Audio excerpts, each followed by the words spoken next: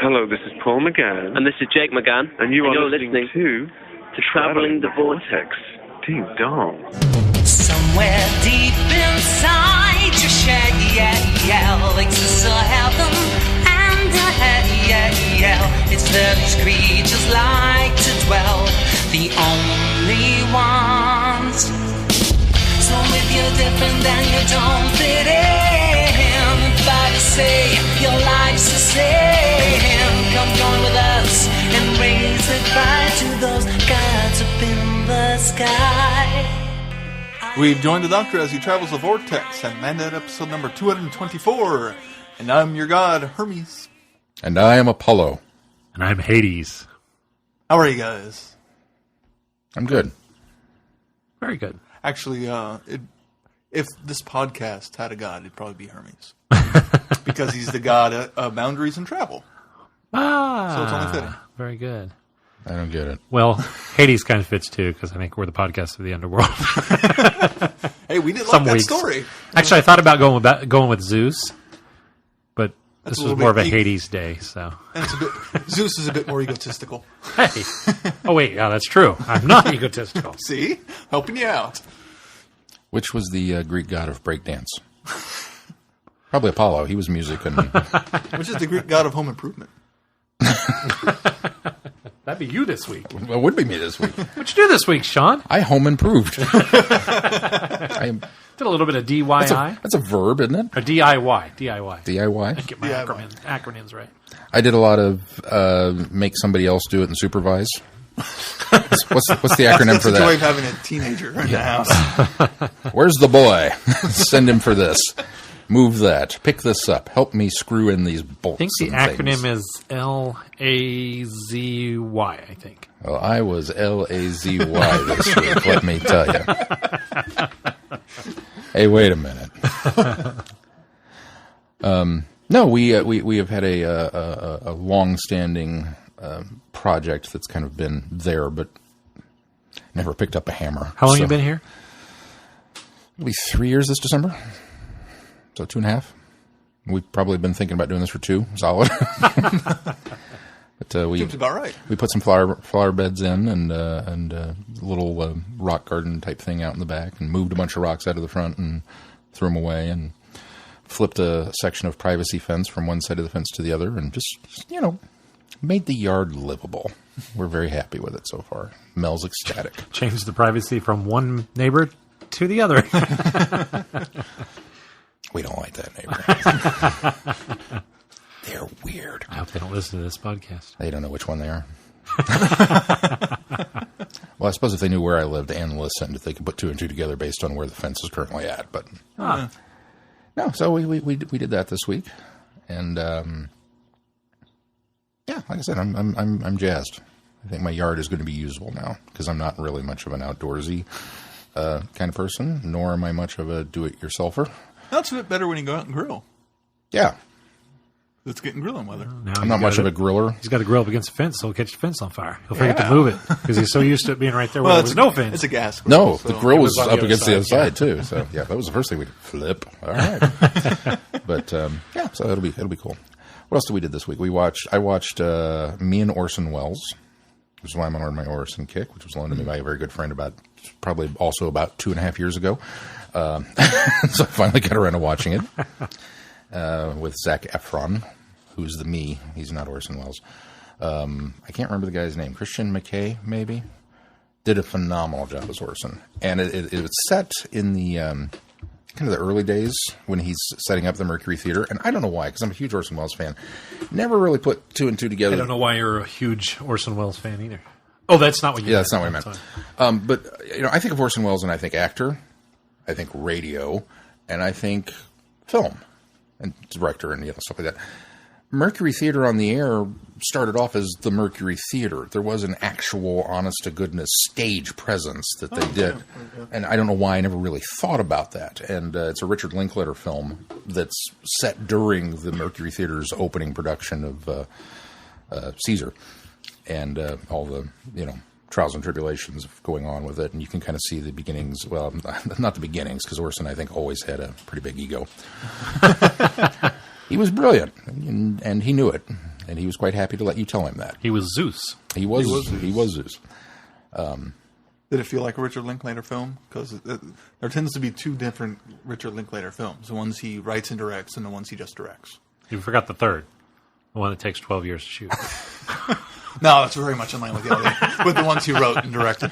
He did not. Just a long con. I don't believe he wrote this one, but it was written by the same team of executive producers, so he may have been involved in some way. Sounds like a book title. I wonder if it was based on a book. I It think was it was, based off a actually. novel, according to him.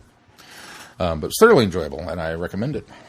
And then Mel and I also watched Fast 6, whichever one of those that is. I think it's That's the the sixth sixth one. What I meant was, I don't know the individual title of. Is it Fast 6? Is it Fast and Furious 6? Is it The Fast and the Furious 6? Is it because Oh, it's Fast and Furious 6. Fast and Furious 6? Okay, we watched Fast and Furious 6. Because you it's seen the Fast other 5, Fast and Furious 6, and Furious 7. Yeah, Pretty sure. sure. Okay, I haven't seen one of them, Well- but I'm pretty sure that's right. I had seen the original, The Fast and the Furious, which I'm pretty sure is the title of that one, and way back when it came out, and it was okay. It wasn't great. It's kind of a B movie about cars, which I'm not much of a car guy either. So, it was okay. And I remember being quite surprised when we saw the trailer for 6, whenever it came out a couple of years ago, and I looked at Mel and said, when did they make 4 and 5? Because I knew there was a 3. I knew they'd done at least 3 There of was them. a point there where Well, they stopped numbering them. 4 was just Fast and Furious. Not to be confused And with then The Fast Fast and and the the Furious. Yeah. And, well, the 3 second one was wasn't 3. like Fast and Furious 2 Tokyo Drift. No, or that was something. 3. Oh, was that 3? 3 was Tokyo Drift. 2 was Too Fast, Too Furious. And Oh, yeah, that's 2 right. had numbers in the title. T-O-O. No, it's 2. No, it was Number 2. Number Oh, was it 2 number Fast. Too Fast, Too Furious. Clever that they are. There's a couple of them on HBO now this month. So I hadn't seen any of these other ones. But what kind of got us excited is the trailer for Fast 7 or Furious 7 or whatever the seventh one is. Furious 7. Because have you seen the trailer for 7? Uh-huh. Like ridiculous Bond level stunts. Oh, almost 18 level stuff. Yeah, like cars going out of airplanes and So The it's movie or the TV the series? movie. both. It's almost shooting a tank and navigating in midair. okay. Ridiculousness. and When did this franchise become an action film instead of a car film? it's funny because all the guys at work, that's their exact When it comment. got to number 5 or 6, and they realized people just keep watching these. Justin at work said when the movies were about cars, they sucked, but then they got good when they went. You know what? Let's cars are kind of just a When thing they became in. transporter? Yeah, really.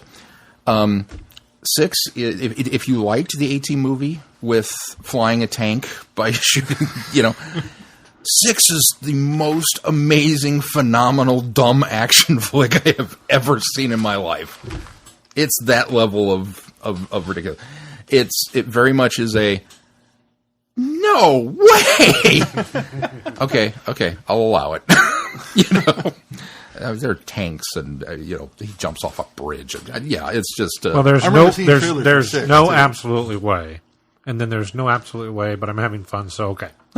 This falls into the no absolutely way, but I'm having fun, so okay. Okay. That is, so I was really, and I'm a little angry because I kind of had this idea that we would see 7, and I was going to be the guy that saw the first and the last, and knew nothing about anything in the middle. But now I kind of ruined that because I've seen 6, so it's like, I suppose at some point I'll catch up. I've heard they left 7 open so they can make another one. It's one of those franchises that I knew existed. I knew that there was, up to a point I knew there was only 4, and I was like, okay, it's made it to 4.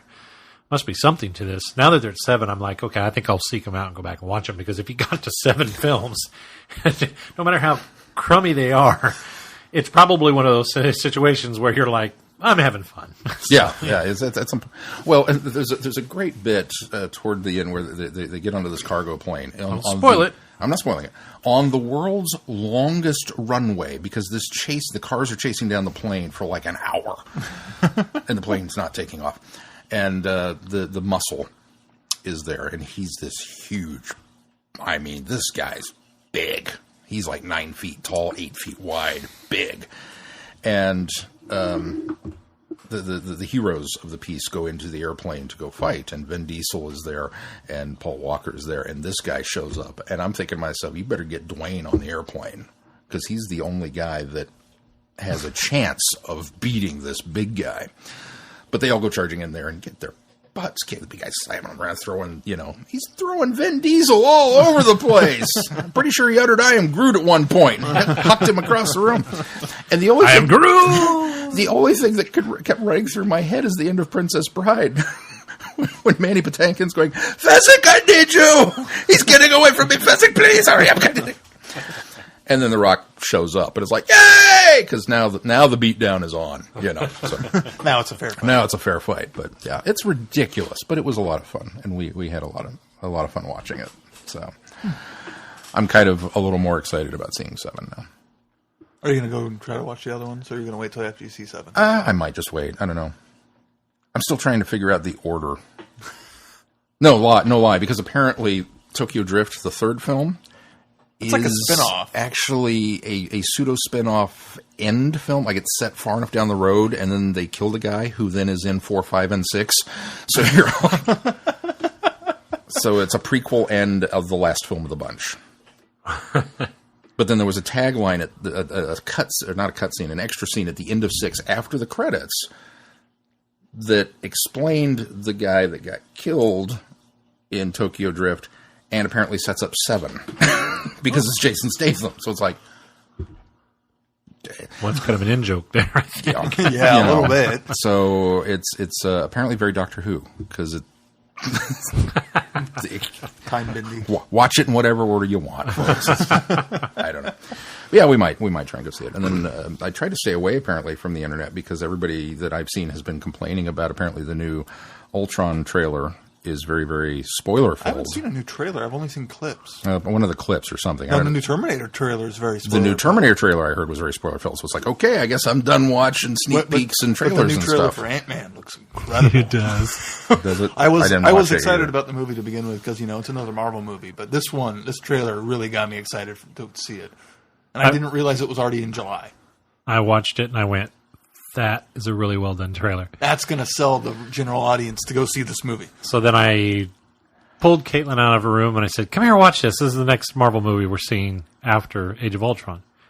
And she sat there, and I kept looking at her thinking, oh, she's going to do the eye roll, the typical Holly. Holly's very much like that with films that are like, okay, seriously, But Holly would not enjoy Fast and the Furious. Kept looking at Caitlin, and she's watching, and I said, "So what'd you think?" And she goes, "Yeah, it looks pretty good." I was like, all right, score. So then I thought, I'm going to try this on Holly's. So I said, "Come here, watch this." So she watched it, because she was already eye-rolling, because she's been eye-rolling since I told her there was going to be an Ant-Man movie. So she's been rolling her eyes, and how can they make an Ant-Man movie? It doesn't make any sense. Anyway, so she watched the trailer, and she laughed at all the right spots. And I went, okay, you might be a DVD watcher. You might want to watch this when it comes on Blu-ray. So Holly seemed mildly impressed by it. So I haven't shown it to Sarah yet.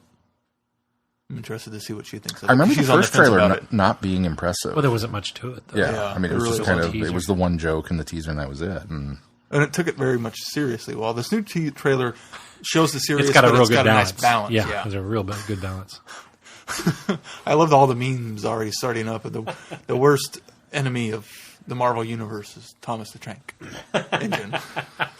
Oh, it's just the biggest great, threat. because they've got this, it's coming and it's Thomas, and that's just a little funny because it's a big Thomas train, and then you see him put his arms up, and then you see it go off the track.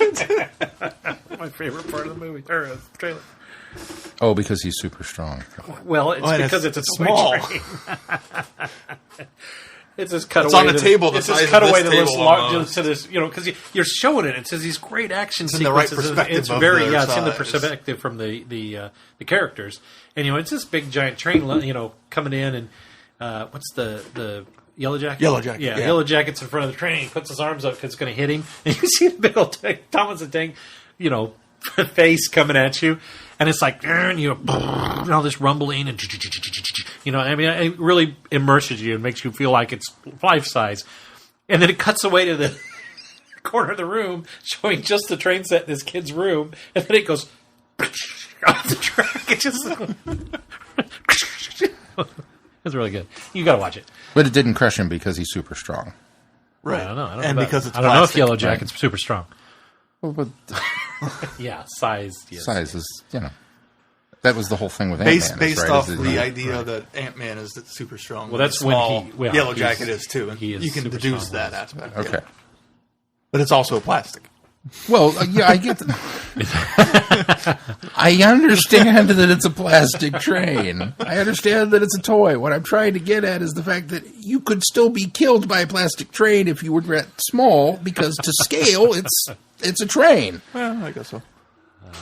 I like the scene between Michael Douglas and Paul Paul Rudd. Rudd. And he says, I have faith in you. I think it's time to get your life on track, clean yourself up. You can be a You hero. can be a hero. And he goes, yeah, he said, I'm all done with breaking into places and stealing things, so what do you want me to do? Michael Douglas says, I want you to break in somewhere and steal something. And you get the trailer gives you also a nice hint of what Evangeline Lilly's role is going to be in the Yeah, film. it does. Finally. Yeah. Holly goes, who's that girl? She looks so familiar. Is it Kate from Lost? Oh, no, I didn't see it. I was like, all right, well. Oh, did she see the Hobbit movies? No, She's the elf.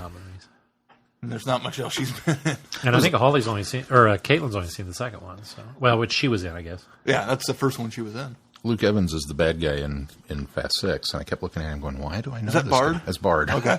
Why do I know him? I had to look him up. Oh, it's Bard! Dracula. No, not yet. I watched a movie that What'd you watch? that took me 2.5 years to get to. Tucker and Dale versus Evil. That's also on my list. I've heard nothing but good things about it. Move it to the top. As much as I enjoyed Cabin in the Woods, the tone wasn't what I expected. This tone was what I expected from Cabin in the Woods. The tongue-in-cheekness is so great, and I'm not a big fan of Taylor Levine or whatever the guy's name is. He was in Reaper and other stuff. The heavier set guy, not Alan Tudyk. But he did a really good job in this, and Alan is hilarious. I probably haven't laughed so hard at a horror movie since Piranha. Oh, well, that's probably It's that good. It's that funny. Glenn's moving it down on his list. Yeah. Yeah. So, it's not a Glenn movie. It's a Sean movie. Okay. Because there's a scene where, it's set up where it's these two hillbillies, and it even starts very cabin fever-esque, where these kids are going off to this woods and are going to go camp and going to party, etc. And then it switches perspective to the two hillbillies, and then you're with them. And so they've rescued this girl that was with the college kids, saved her life, but the kids think they killed her and were taking her body to do whatever with. And so then they're trying to find their friend, and they sneak up on where their cabin is. And Alan Tudyk's cutting a log and cuts into a beehive. And so he just starts getting stung and starts running down the woods, and then accidentally winds up chasing one of the kids. With an accident. with chainsaw, Chainsaw. screaming and yelling. And then there are moments where they're almost neck and neck, and Alan's kind of looking at him like, what the hell are you running from? And then the kid gets killed because he runs into a tree. And it shows back up at the cabin. It's like, I saw one of your friends. He must be really allergic to bees. He ran like a bat out of hell. And it's just stuff like that. It's so ridiculous. It's hilarious. Okay, I'll have to move that one up now. Dude, I'm disappointed in myself that I waited so long to see it. And then the only other thing we watched was the first episode of Daredevil. Which I was added that to That's my on my list. I'm actually done. Are you? I figured you would be. I saw your tweet. I gulped up all 13 The episodes. first episode was so good. But we were so busy with house stuff, we didn't get to it. Whole 13 episodes are so good. Are they? There wasn't one of them that I was bored or thought this could be cut. It's so well done. Wow. Yeah, it's incredible series. And it was dropping Friday, and I thought I struggled with it. Am I going to binge watch this? Am I going to play it out? Am I going to binge watch this? And I watched the first episode, and because it dropped Friday morning, Yeah. and I watched the first episode, and I said, okay, Netflix, since you're going to start the next one, I'll go on. So, and I think I got like 3 or 4 out of the way that morning before I had to finally go to work. And so that night when I got home, after everyone went to bed, I think I watched a couple. I think I watched one more episode and then went to bed. And then the next day I watched a couple, and then last night I watched a couple, and then this morning I finished it up. So, which I'm on vacation this week, so what the heck? Sarah said I could go on without her and watch it, but I'm kind of on the fence. Do I want to go ahead and go on and watch the rest more episodes without her? Or do I want to wait? I'm probably going to go on because the pilot was so good. And it's what's really not what I really like is there are small little touches that if you haven't seen the Marvel universe, nothing. But if you have, you see how it ties in so perfectly. It's wonderfully peppered with references. Here was my apprehension going into this was Marvel has acknowledged that it is part of the MCU. They have said point blank, this is part of the Marvel Cinematic Universe. And then leading up to it, everybody that got the first 3 episodes for review, they were all saying it's very different than everything else that's come before. It's very dark. It's very edgy. It's much different than anything else. And I kept saying, I'm okay with that. I'm fine that that's what that is. But it has to obviously connect. Yeah. It has to tell me it connects. I'm not just going to say Marvel says it connects because, studio heads can say anything they want. But although the more and more they do these things, the more and more I trust Marvel. And I have a lot of trust in Marvel as it is. And it wasn't until just like some references and dropped lines and I went, I'm hooked. They do it in the pilots. They sold me the connections in the pilot, and I'm only assuming there's more later down the road. Well, is that the one he's talking about the it's where they buy apartment? It's where they buy the apartment. Because he talks about the apartment, he talks about the battle in New York. And then buying the office. Office was the same way. Nobody wants to live there because and real estate rates have gone way down because kitchen because of the battle. It was decimated. Yeah. Cool. So and the what, at least from what I've seen, the whole plot kind of is based off of corporate aspects building up because of the Battle of New York. In fact, there was what's his face that you have his autograph in between Shawshank Warden. Shawshank What's guy. his name? Bob Gunton. Yeah, Bob Gunton's in it. And he's talking about how Bob Gunton. more superheroes means more profit for them. Yeah. So it's kind of it's a really fresh take on it all so far. And they continue to do those little links, but it's not as heavy-handed in the first episode. Well, yeah. The only other one that I want to talk about because I want you guys to catch them as you go, but there is one that it was obvious, and I think it was even in the trailer, is when what's Wilson's side. Foggy? Right-hand man. No, Froggy. Wilson's right-hand man. Wilson. Fisk. Kingpin. Oh, yeah. His right-hand man. He's talking to the Russians. This is one of the groups that the bad guys are allied with. And they're kind of charged with getting the man in the mask. They're the ones that they're the muscles, so they're tasked with taking him down, taking him out. And the man in the mask is Daredevil, obviously. But he goes to the guys, and after they've had this terrible bout, and he's come in and just wiped the floor with them, and he's talking to one of the main Russian brothers, and he says, "I could understand if it was a man in an iron suit or one with a magic hammer, but you guys can't even take care of a man in a mask." I was like, yes. Okay, so Just those little name drops. I've heard that it's very much tonally correct. I mean, keep in mind, I don't read Daredevil, so I don't know. But Matt at work's a very huge Daredevil fanatic, and his big thing was, I want him to fight meth dealers. I want him to fight, criminals, scum. Yeah. That's who I want. That's who he needs to go. He doesn't need to go up against supervillains. He needs to go up against bad people. That's exactly what this is. And it seems like that's everything that I've heard and everything I've seen is right now. Now, the only thing that I really know about Daredevil is the Ben Affleck movie. No, wipe that away. Now, hold on just a second. Because I don't know anything about Daredevil, I enjoyed the Ben Affleck movie. I thought the Ben Affleck movie was fine. Actually seen the Ben After Affleck watching the series now, though, I don't like the movie as much. I used to be an apologist for the film. I used to think, it's not bad. It's a good take on Daredevil. I read a little bit of Daredevil comics when I was growing up. And I was fine with the take that they took for the film. There were some things I had problems with, but a lot of people have a lot more problems than I did. Yeah. But I've always been an apologist for the film. Then I saw this, and I went, this is what the film needed to be. Okay. This is exactly what the film needed to be. And it's a lot of the plot and elements and story are taken from the Frank Miller, quote-unquote, reboot of the series in the 1980s, late 80s, early 90s. But they still draw from some of the original Daredevil as well. There were, the original storylines and characters and name drops and things in there. There's a ton of Easter eggs, Daredevil Easter eggs, that I would suggest going online after you're done and seeing what the references are. Because there's a lot of them I didn't even catch because there were some that were obvious, there were some that were very subtle that I caught, and then there were some that were very subtle that I completely missed until I saw the Easter eggs. Okay. Cool.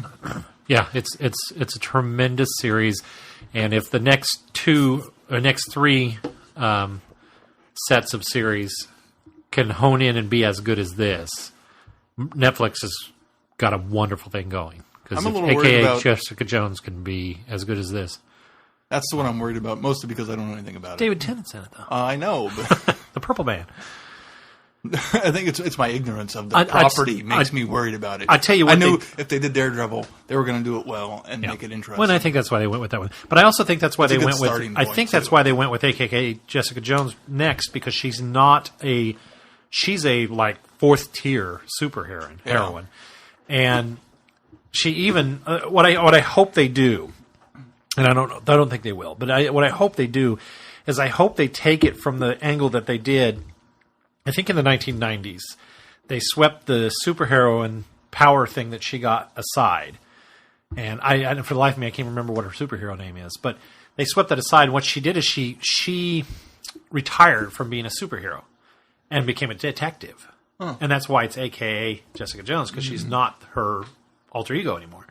And so what I hope they do is they start from that point where she was a superheroine and she set it aside to lead more of a normal life and fight crime in a different way.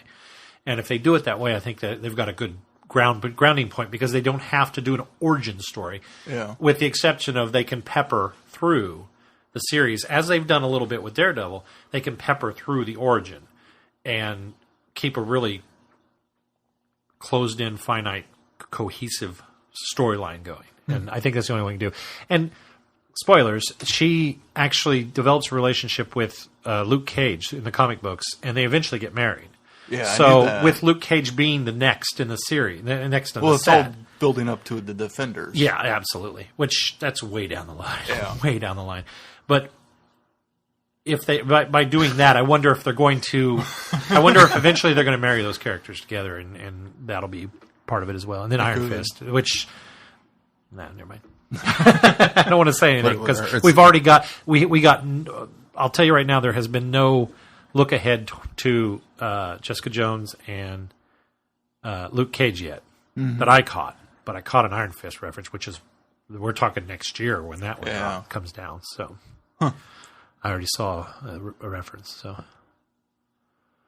anyway, I could talk all night long about this, but it's so good, and I'm going to go back and watch it because I think Holly would like this, because this is framed less in it's so real world, but believable, that I think Holly would enjoy this because it's more crime drama suspense is what it is, and she likes that kind of crime drama, legal drama combination. Well, yeah.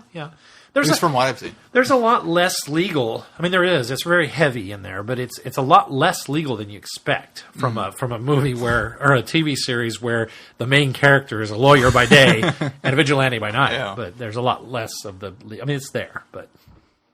Do you worry at all that we may be hitting the glut? I mean, there's no denying that we are in the golden age of visual representations of these comic book characters right now. It used to be that you got one good comic book movie every decade, and a whole slew of man. And then they started getting them right. And then Iron Man came out, and everything's been pretty solid, with one or two notable exceptions. across the board, and especially Marvel. But you've also got the DC, with Arrow and Flash and all. I mean, do you worry at all that we're getting to that point where I worry more when it's just too much? DC movies come out. And I'll tell you, well, because I think DC has already stumbled a couple of times. And because the TV shows are so good. That's just it. Here's why superhero movies are so good now, is because people that were involved in the comics are in charge. It's not studio heads. It's not, I don't want to say fanboy directors, but it's not the way it was back in the day. I mean, we only had a handful of really good superhero movies because every once in a while you'd find a good writer or director that would take it a direction that it needed to go. The reason why the Marvel Universe works so well, and I'm talking about the Iron Man MCU, I'm talking about Hulk and Thor, is because it is Marvel doing these films. It's not Marvel selling out these properties to these licenses to other companies who still have that studio head mentality, Sony, that are saying, well, this is how we're going to do it because this is what sells films. No, we need to do our own You've thing. got to do it yourself. And I think the X-Men films are the only ones that hit that mark, and it was really because of Bryan Singer. He wasn't a comic book insider, but he was a fan that acknowledged the idea that you have to touch base with the fans. Because if that book did so well and has run for 30 plus years now, 40 plus years now in some cases, it was because that story hit home with somebody and was good enough to be a storyline. And it doesn't matter if you're a comic book fan or not. You're going to appease the comic book fans because of the links and the connections. But you're also going to grab the average moviegoer because it was a good story in the first place. That's why it did so well before. Whether it was because, yes, only comic book fans were reading comic books, but they became comic book fans because of good storytelling in the comics. Adapt that exact same formula to screen, and people that come to the movies will become Marvel MCU fans. And then you've brought all the comic book fans along as well. So I don't think it was until Marvel took over that we started getting consistent. Yeah. Like I say, there was a few. I mean, if you go back, you look at the history. I think the original Superman, I think, is still up there for great superhero films. Done by two very small time producers, and I think that was its benefit. I think Batman in the 80s that you can point to, and then. But they all lost their way, and you know why they lost their way? Studio. Yeah. That happened to the Batman franchise. That happened to the X-Men franchise. That's why Bryan Singer it lost its way with Last Stand, and it lost its way with... Now, the thing you can't mark in favor is the fact that Bryan Singer went over to do Superman Returns, and it flopped. And you're going to have one of those every once in a while, I think, though. But I think there was a lot of studio influence in that. I think Singer got over there and wasn't able to do what he wanted to do with it, is what I truly believe. Well, that's another one I'm an apologist for, is Superman Returns. It's not a great film, but it's a far better film than people, I think, give it credit for. But, it's definitely not in that upper tier of those other ones. And I think X-Men probably was the next one that should come along and, really... That and kickstarted Sam Raimi Spider-Man were the two that kind of kickstarted Raimi was and then the Spider-Man. And then that's another one then where a studio got involved and ruined the third one. So... And Amazing Spider-Man's a great film. It's good. It's got a lot of great things to it, but it only came about because the studio was going to lose its license back to Marvel had they not made a film, and so it's the only reason it exists. Rushed it in. It did so well that they greenlit another one, and it didn't do well. Yeah, and they got a guy in charge that was a fan, and was able to do it justice. If the person that's in charge is familiar enough with the source material, it's going to be a good film. Yeah. I did start Arrow season 2. It's really good so far. I really like the direction it's going now. Yeah. Some of my complaints with season 1 are going away, and some of Sarah's complaints with season 1 if she got to season 2, she would like it a lot better. That's what I told you. I said it's going to hit the ground running when it starts. Well, it's not even just plot; it's thematically. I think it takes a different turn. Oh, I think so like too. It better too. I think so too. I need to finish that up. DC's a weird system because I don't think DC's gotten it right. I think they finally have started to get it right with Arrow and on the Flash, and now they're branching out. I think Warner Brothers Television is following the Marvel cinematic universe formula better than the DC films are doing. Yeah. And that's why they're failing, because they're not.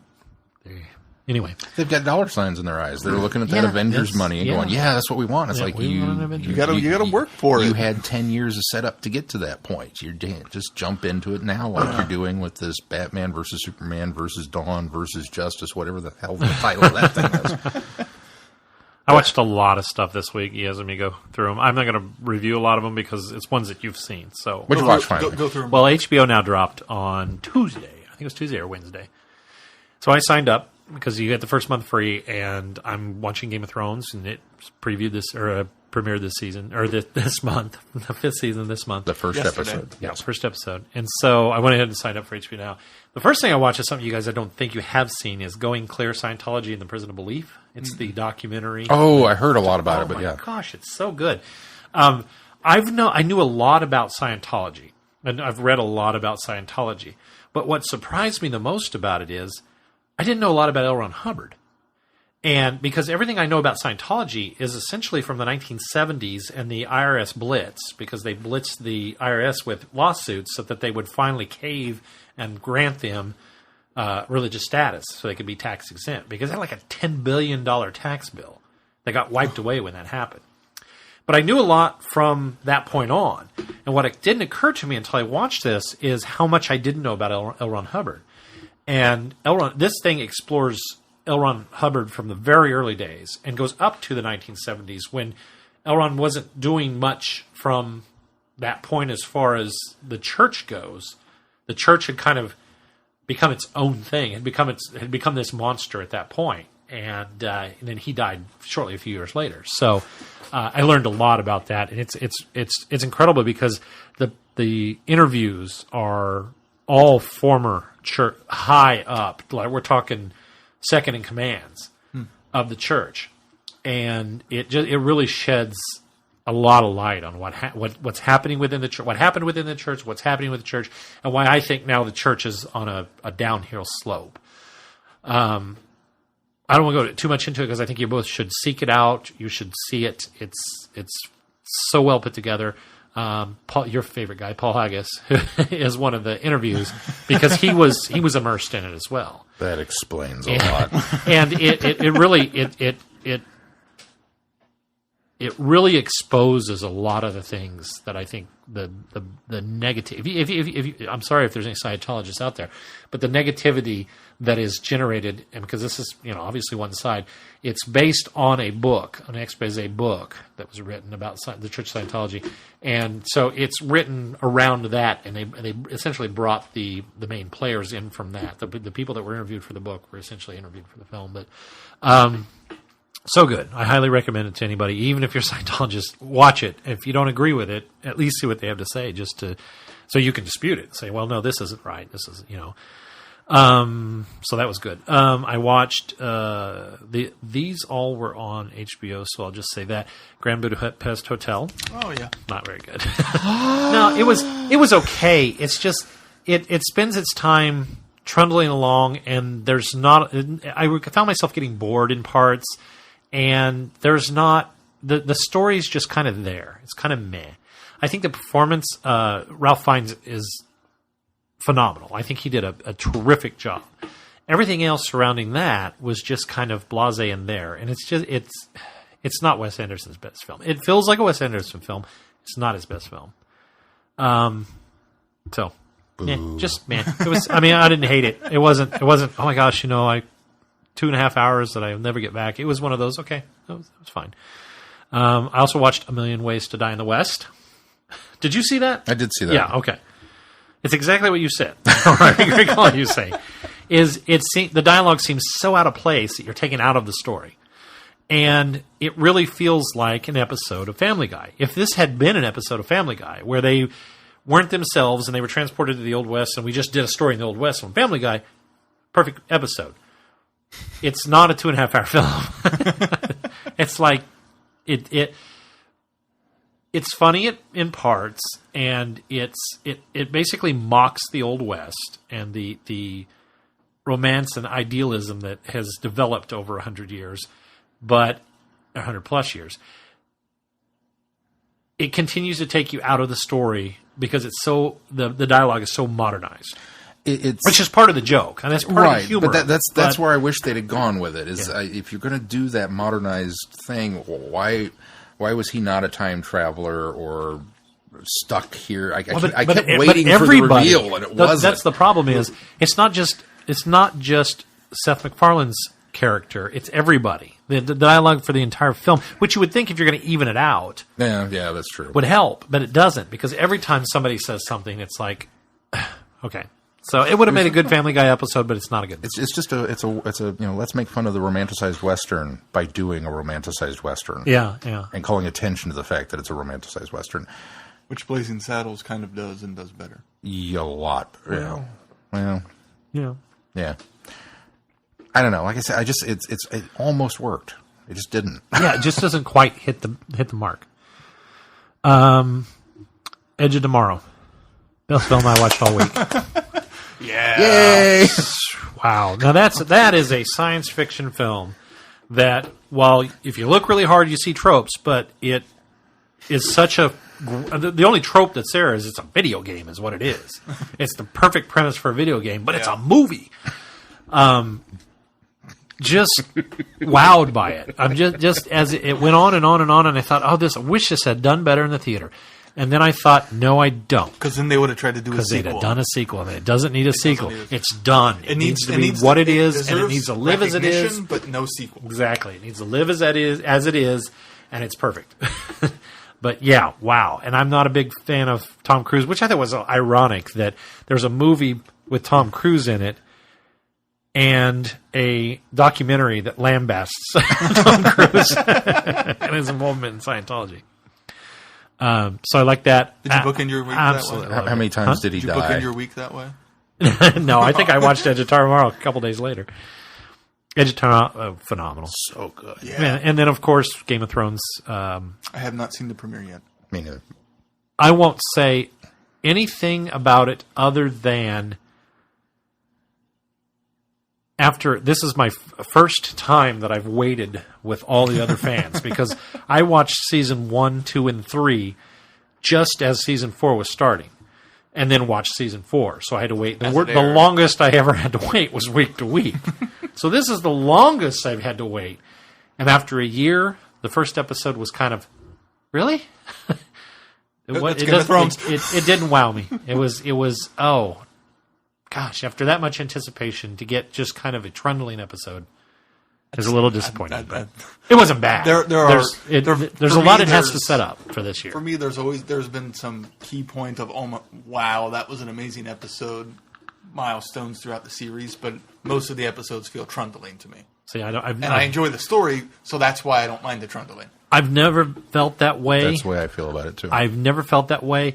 But I came to it at a different perspective because if I saw a trundling story, I turn around and watch another episode and it didn't trumble, so it was balancing itself out. Yeah, on this, and I think I pretty much watched it week to week. I don't think we've mainlined any of it, even though when we didn't start when season 1 started, we started later, but we still because we watched it as a group, we might have watched a couple episodes in a row, but no more than 2. Even in season 4, I can only remember one episode that I thought was a trundling episode. See, it's just you get so invested in the characters. I think that's the trundle. That's the key for me is that it feels very much like one of those shows which you watch and you watch and you watch and you watch. But and you look really, back on an episode, not a lot happens. Nothing happens.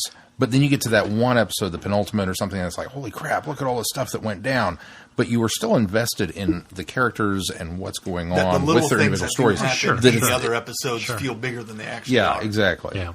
And it totally makes sense. And the story is spread out between so many characters that not a lot happens because of that also. Again, I came from a totally different perspective, but I'm still excited for the season, but it was one of those, I think the anticipation was the letdown. Yeah.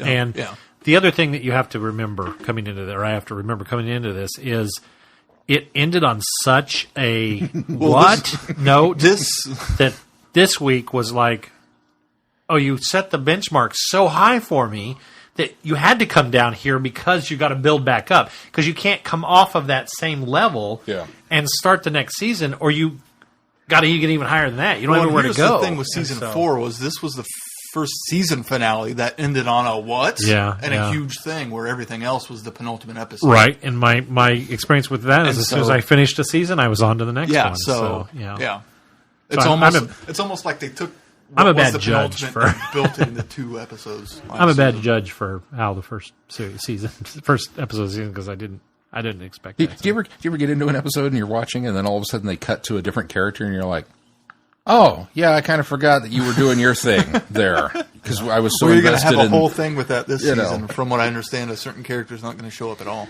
Even watching week or like several at a time, binge watching the thing, there was sometimes I'd go, oh yeah, I forgot you were doing that. Well, because you go several episodes without seeing them. You get invested in King's Landing, and then all of a sudden we're off with Daenerys, and you're like, oh yeah, the dragon's missing. I will say that the first episode of the season this year did a really good job of reminding you throughout the episode. I mean, we touched on just about every character and where they were now, so that worked really well. So we talked about a little bit bigger. The map. It's been a year now. I noticed it. I noticed it the whole time I was watching, catching up. I noticed the map grow and new places pop up in the little, steampunk mechanical, But I think it did grow a little bit. I actually booted up the episode and watched the previously on and the opening titles, and think I noticed. I only remember one location that I went, oh, that's new. But anyway. We talked about Daredevil, which was also on my list. That was everything I watched. And then on Saturday, we had Mason's friend's birthday party. So he invited some friends. We went to the park and had cake and ice cream and fed them Happy Meals from McDonald's, and they played.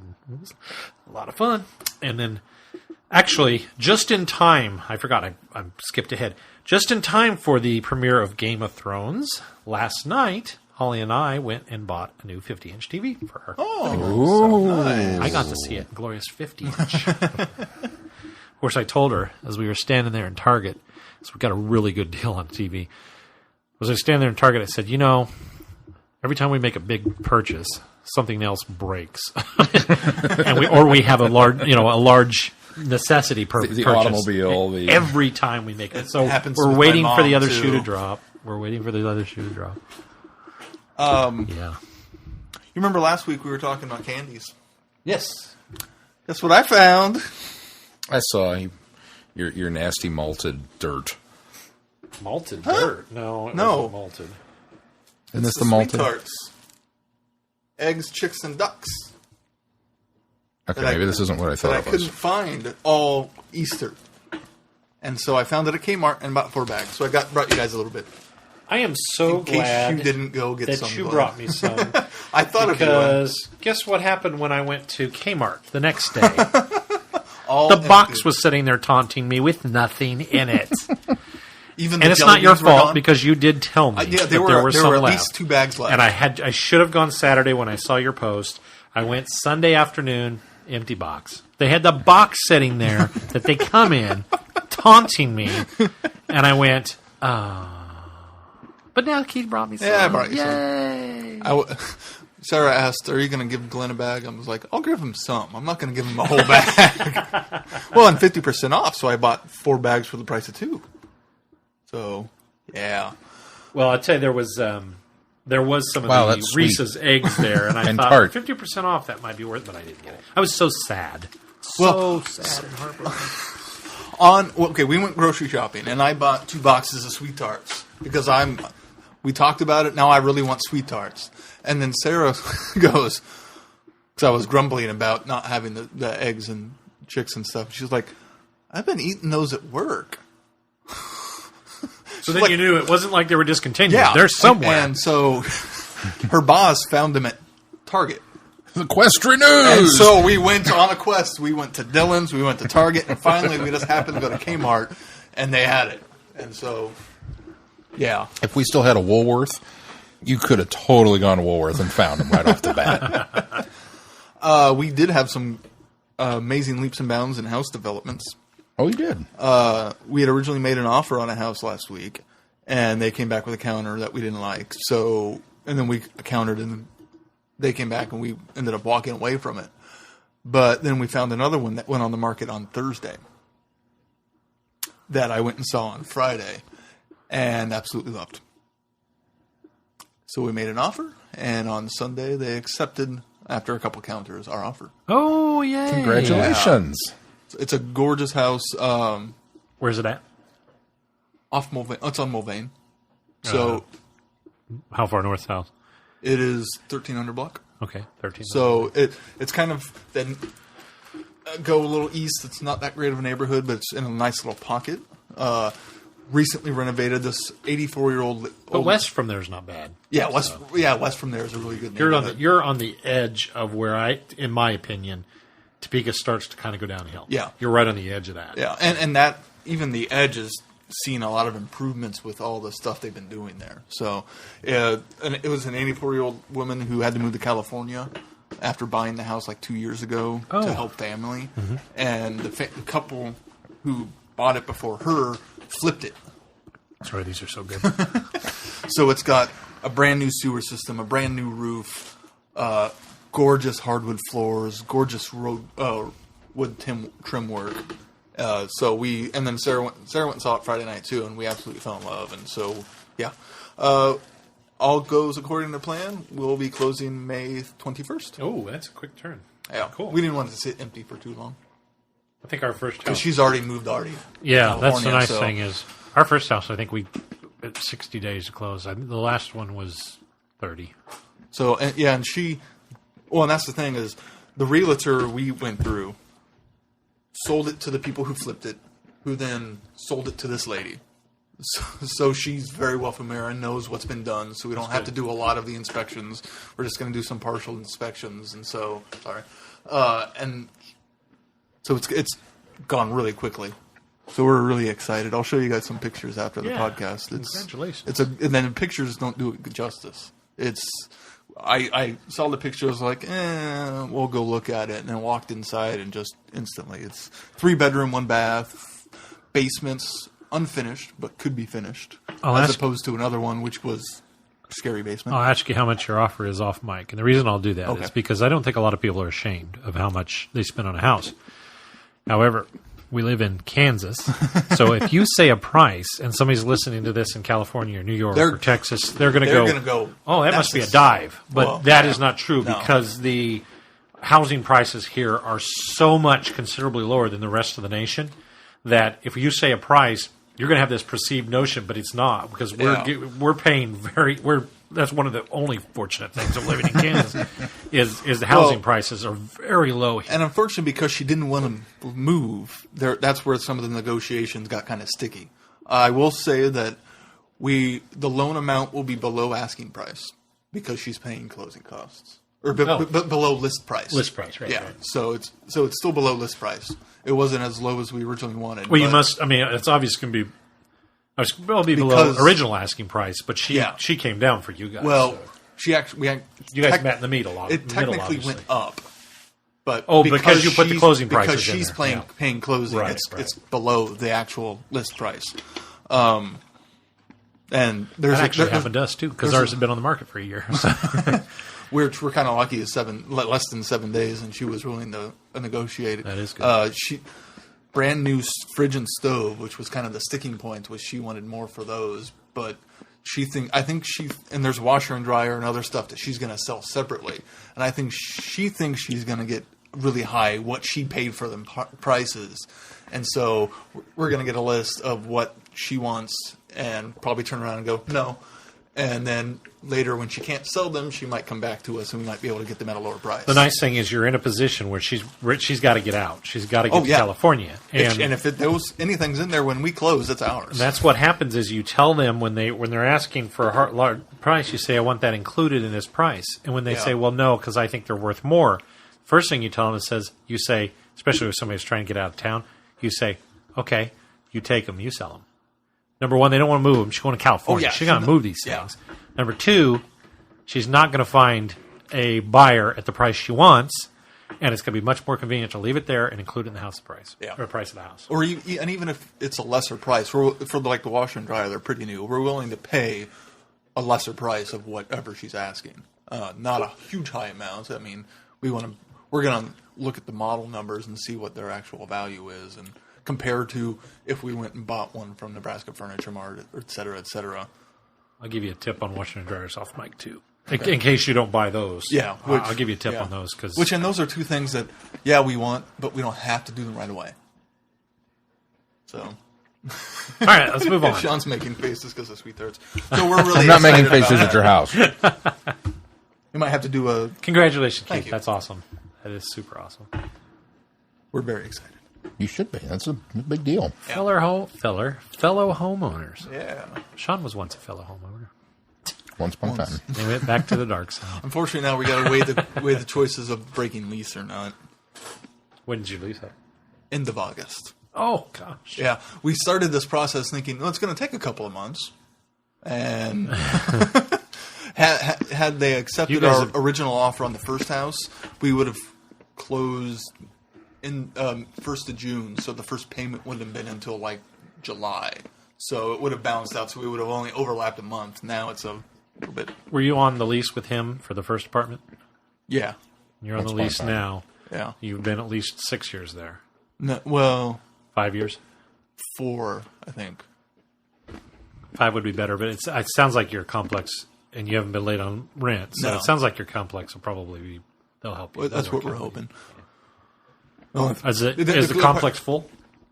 Usually Usually. it's a waiting list. So that's another thing yeah. is if they can get It's- get a renter in there right Did away. you get your security deposit back when you broke lease?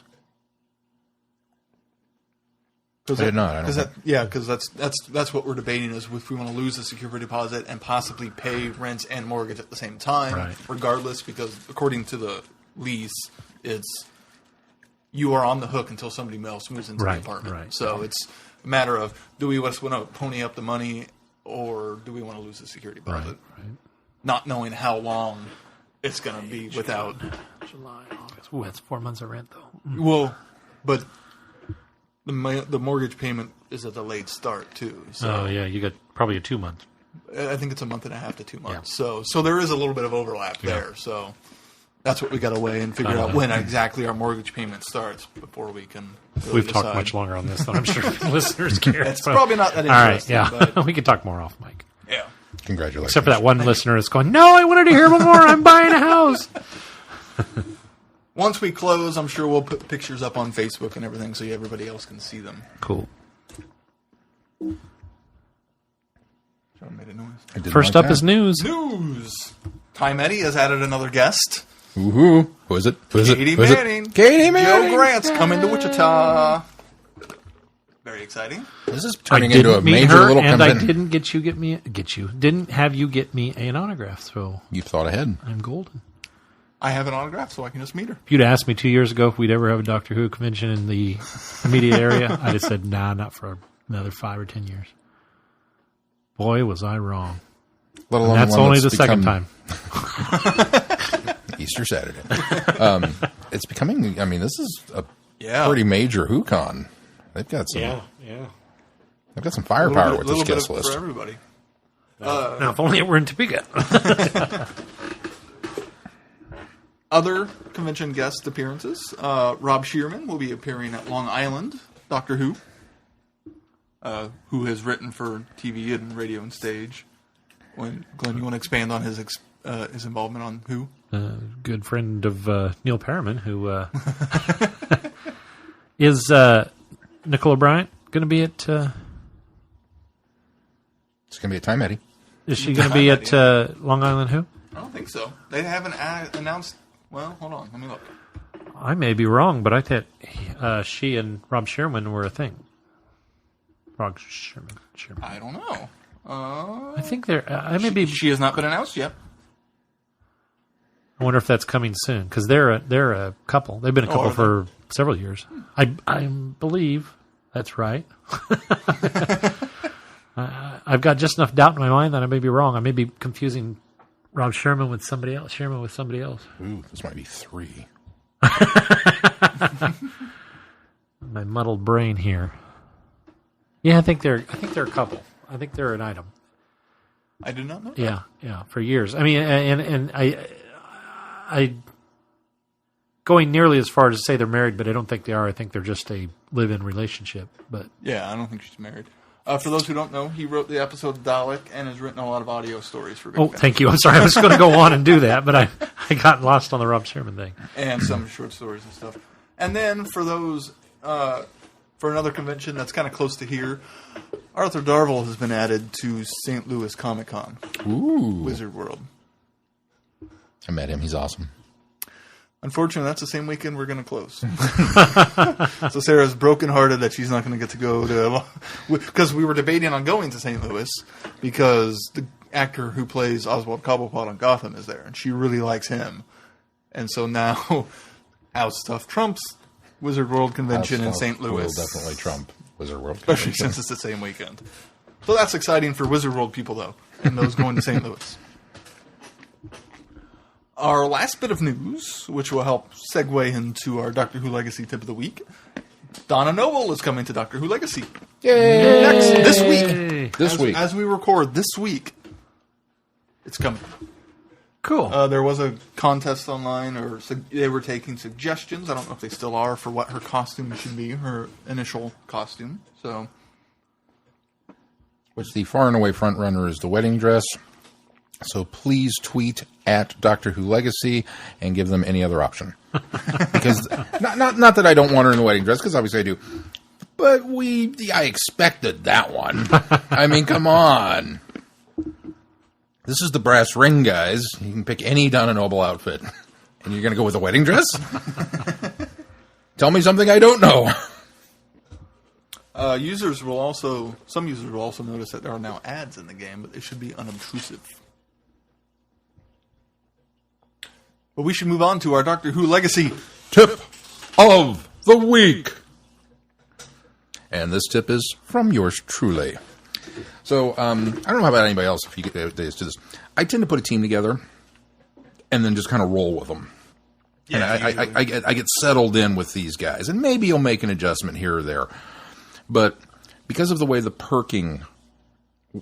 perks wind up working out is that, you got to go in, you change all the perks over to the colors and things that you're using on your team.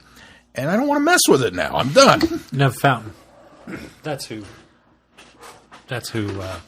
Bob Sherman is... No, Nev Fountain is... Perry's. Not Perry. Nicola Bryant's boyfriend. Okay. Yeah, that's the relationship I was thinking of. So I tend to get this team together and just kind of roll with them until, I Sorry, get Rob them. Sherman. I had you connected to Nicola Bryant. I'm sure Not he true, it wouldn't was mind Nev. Now he's sad. He's listening to the podcast going, really? Nicola Bryant's my girlfriend? Oh, wow. And now I have to let him down. Sorry, and I was mistaken. Sweet. She's Nev Fountain's who I was thinking of. Never mind. I don't know if I know Ned Fountain. Who's Ned I Fountain? don't know if I do either. He's another writer and huge Doctor Who fan. He hasn't He's done written any... for Big Finish, hasn't he? Yes, I believe. Okay. I believe he has, but he hasn't done any television episodes Yet. They're still announcing season 9, aren't they? We haven't got a complete list of writers yet. Anyway, so with Legacy, I tend to roll with a team and just kind of go with it because I don't like changing my perks up and doing that. And I discovered today, maybe many of you are like, well, duh, that you can make minute changes to your team by changing out just that one individual. And sometimes that makes all the difference on a level. And this sounds like the most remedial math kind of tip. But because of just, my mindset when I get in, it's like, I don't want to change anything. You go in there and you bang your head against the wall trying to get through these levels. I made one change. I changed out, I don't even remember who the character is now. Well, I have it here. Let me pull it up real quick. After that, who's on my team? Who is this? Oh, Nev Fountain wrote Omega. Yeah. And the Sixth Doctor, Destiny of the Doctors. Trouble in Paradise. Yeah. They're pretty much interchangeable. There's two of the green. Sean, were you talking about something? I'm sorry. I'm lost on mixing up Rob Sherman and Nev Fountain. Which two are replaceable? That's what he's trying to That's figure what I'm out. trying to figure out, the names of the characters. They're both unit ladies. Oh, Lorna Bucket and... not unit. Well, she's not unit, but she's whatever of the future. Church of the Omega. And She's one of the church. the punishment medic is who I had. And I've got them both leveled up to about the same. They're both green. Punishment yeah. medic is not unit either. She's No, she's no, they're- Nightmare she's also and church. Silver. Yeah, church. They're I both. thought she was Nightmare and Silver. Oh yeah, you're Oh, right. she is, Nightmare yeah, Silver. Because all the punishment ones are because that's right. they're being Okay. punished. Anyway, I love punishment Yeah. medic. One turn poison cure. that's where I kept getting tripped up, is because That's why I I've got played her with her a up to bunch 5 stars, early yeah. and then kind of fell off and was trying out different characters and leveling different people up. And so I went in and actually started Bigger on the Inside. Blew my mind because didn't realize Bigger on the Inside is over in the specials tab and not season 4. We've been telling you that for weeks. I John. know, but I went in to play season 4 and got squished like grape because that's a tough level. The whole thing. It's a, whole- hi, I'm here. Okay, not today. And I go away and I build some up and I come back in with a stronger team. Okay, The not today. whole prelog's that way. Yeah, well, I haven't made it through any of that yet. And then went to Bigger on the Inside and with my mindset going, well, I'm going to try this again. And I got a prologue level. It was all talking. And I went, I don't remember any of that. And then I got You did another one. talking It level. was all And cutscene. I don't remember any of that. And then I got into this third level, and I was like, is this different than what I played before? What was I in before? And I literally had no idea what was going on. But I couldn't get through that third level of Bigger on the Inside. And I tried and tried and tried. And my team's not sucking. I mean, they're all, 40s or 30. I think the weakest one on there is a 33.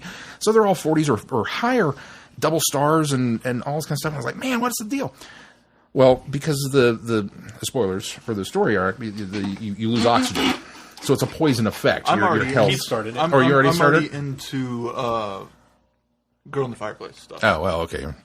So you're losing health. But I'm in there. And I thought to myself, well, that's a poison thing. I should put a poison specialist on her. So I looked and was like, oh, well, this is a very simple switch out. It doesn't affect my perks. It's the same color. Switched it out. Boom! Blew right through the level. And the next one, and I think the next one after that. And I was like, oh! It's because of Bigger on the Inside that I got my punishment medic up to 5 stars and going up so high. It was because of that Bigger on the Inside level with the poison. So the gist of this is don't get stuck in that rut. Don't get stuck in that mindset because the game obviously is customizable to a fault where you can do all kinds of different things. And sometimes it's the little changes. It's not a whole new team and a whole new set of perks that you need. It's just changing out that one person to give you that added edge going into something. And that's perfectly okay to customize. And, you go into somebody that's like, oh, these people use a lot of stun. Well, okay, put a stun cure on your team. Oh, these people use a lot of this. Okay, go put one of these on your team. And just change that one component out while keeping the core of your group together. And it's much easier to do. I still really wish there was a list of characters based by ability. That would be a nice feature to have, No, other than writing it down. within the game. Within the game or Okay. even online. 'cause I haven't found Does one. the wiki? I thought the wiki I had haven't. one. Yeah, I thought. I gotta think go look at the wiki. I think the Legacy wiki has a list based on ability. In between house hunting and paying for this thing, Keith is going to come up with a spreadsheet. He's going to write everybody down and their Good. I need abilities. to copy that when you're done. And Well, first I need to unlock everybody, and that's we'll post I need that to on the borrow your app, website. Glenn. We'll post it on the website when we have it, that you'll be able to sort by ability or color or whatever. I'll look online that the You wiki, both at are least probably share further it on along in Facebook. Bigger on the Inside than I am right now because I haven't played for a week and a half. And that is this week's Doctor Who Legacy Tip of the Week. And also on a side note, I am over 400 stars. Hey, 402. 402. And one to grow on. So You're slowly catching me. slowly. Time Lord Ben's laughing at us. He's maxed that everybody dude. out. Well, then we shall move on to feedback. First up is Holly. Holly writes, Horror of Glam Rock and Immortal Beloved. Hey guys, I really enjoyed these two 8th Doctor audio stories. In Horror of Glam Rock, we get a little bit more background information on Lucy and the perils of being a rock star with alien tech. I was so happy to hear Bernard Cribbins' voice as Alan in this audio, my ears perked up as soon as I heard his voice coming through my speakers. Immortal Beloved, a.k.a. Immortality with a twist. I have to say, this one really makes you question immortality and wanting to live forever, and if it's really worth it and the cost behind it. I love the ending of the story with Lucy paraphrasing the Beatles, "When I'm 64" to the doctor. Looking forward to hearing everyone's thoughts on these two stories. Holly from Wisconsin. Thank you, Holly. Thank you, Holly. I did not notice Bernard Cribbins until I read your email and then went back and re-listened to it and went, oh, yeah! Bernard. I didn't either, but I heard it once we got to the credits. Up next in feedback is Chrissy. Chrissy writes, in which a former #1 fan must beg forgiveness. Dear Vortex Boys, I honestly haven't written feedback in a month. I am the world's worst #1 fan, and I am very, very sorry. That was in all capital letters. She was writing like death. In all seriousness, I had things to say about last week's Big Finish stuff, and I completely spaced writing in. These past few weeks have been absolutely crazy between work and family things and friends calling me and wanting to do, social life. Who does that? And sadly, my Vortex homework has kind of fallen through the cracks. And the bad part is, I don't anticipate it getting any better, since I have at least 2 weddings to contend with this summer. Anyway, here's what I have to say about the stuff I've missed. Wurzel Gumridge. Weird as all get out. But a lot of kiddie shows are. Wait, this is a kid's show? Almost looks like it was made on drugs. Mind of Evil. The recolorization looks awesome, considering what they had to work with. I agree the story didn't need to be 6 parts. They kind of lost me around episode 4 and 5. But it's still early Pertwee. Jo does well enough with what she's given. I loved Benton being all official and stuff with his acting governor post for as long as it lasted. Then again, I love anything Benton does. He could be reading the phone book, and I'd gladly watch. Master. Heavens open, angels sing, amazing, Big Finish wonderfulness. Just agree with everything the boys said. Smiley face. Horror of Glam Rock. This story doesn't seem to be too interesting until you really get into it, and then it's vitally important to the overall story arc. This isn't the first time we've had sound as a villain antagonist in Big Finish either. There was a 6th Doctor story, I think, that dealt with a monster living in a recording. It was Whispers of Terror, if I remember correctly. That's right. Immortal Beloved. This story is the first one that I really loved the first time I listened to these 8th Doctor adventures. I'm always a sucker for a good love story anyway, even if it's as cheesy as, dramatic voice, I will totally jump off a cliff to prove my love, stage swoon. You did that a little Keanu Reeves, too. I did. That's who was in my head, actually. That's unfair. I love Keanu. I shouldn't pick on him. Whoa. Hath not a dude eyes?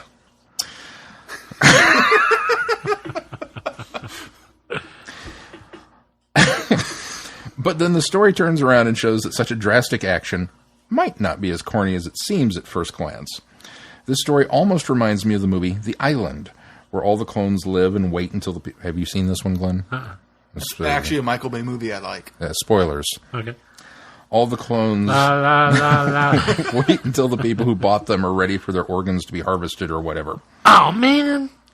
Also, Spoiler heavy. The pompacity.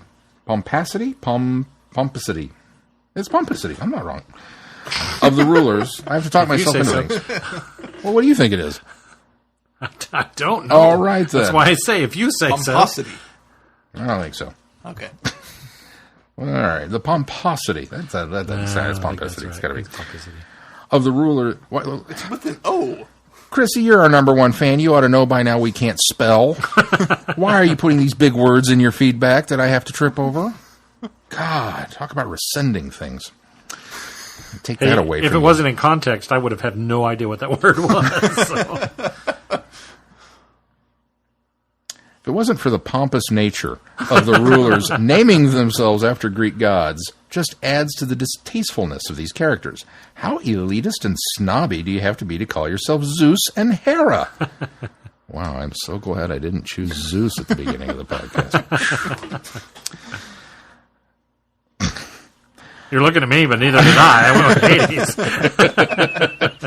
I am looking at you. Oh, I just love how creative the ideas are in this story. These are characters and tropes we've seen before, but they're being done in a new and interesting way, which is par for the course for Big Finish. Thumbs up from me. Thumbs up, thumbs up. I'm having lots of fun with this new emoji keyboard. I know it doesn't translate to audio, but it's still fun to play with. Smiley face. Anyway, I've got to take off. I just wanted to get an email out while I was thinking about it. I will try to do better to stay caught up with the podcast. It's one of my best outlets for decompressing after a week of dealing with the news and real-world stuff. And I don't know about anybody else, but I sorely need that from week to week. Have a good week, and I'll talk to you all later. Chrissy. Sent from my iPad. Thank you, Chrissy. Thank you, Chrissy. How'd you get my iPad, Chrissy?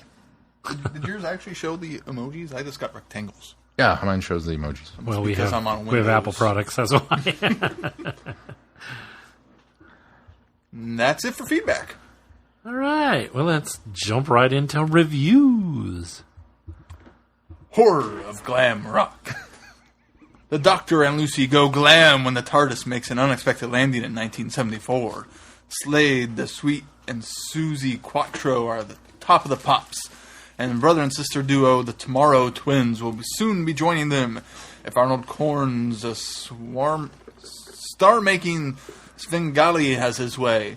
But will their dreams turn into dust at a service station somewhere on the M62 besieged by a pack of alien monsters?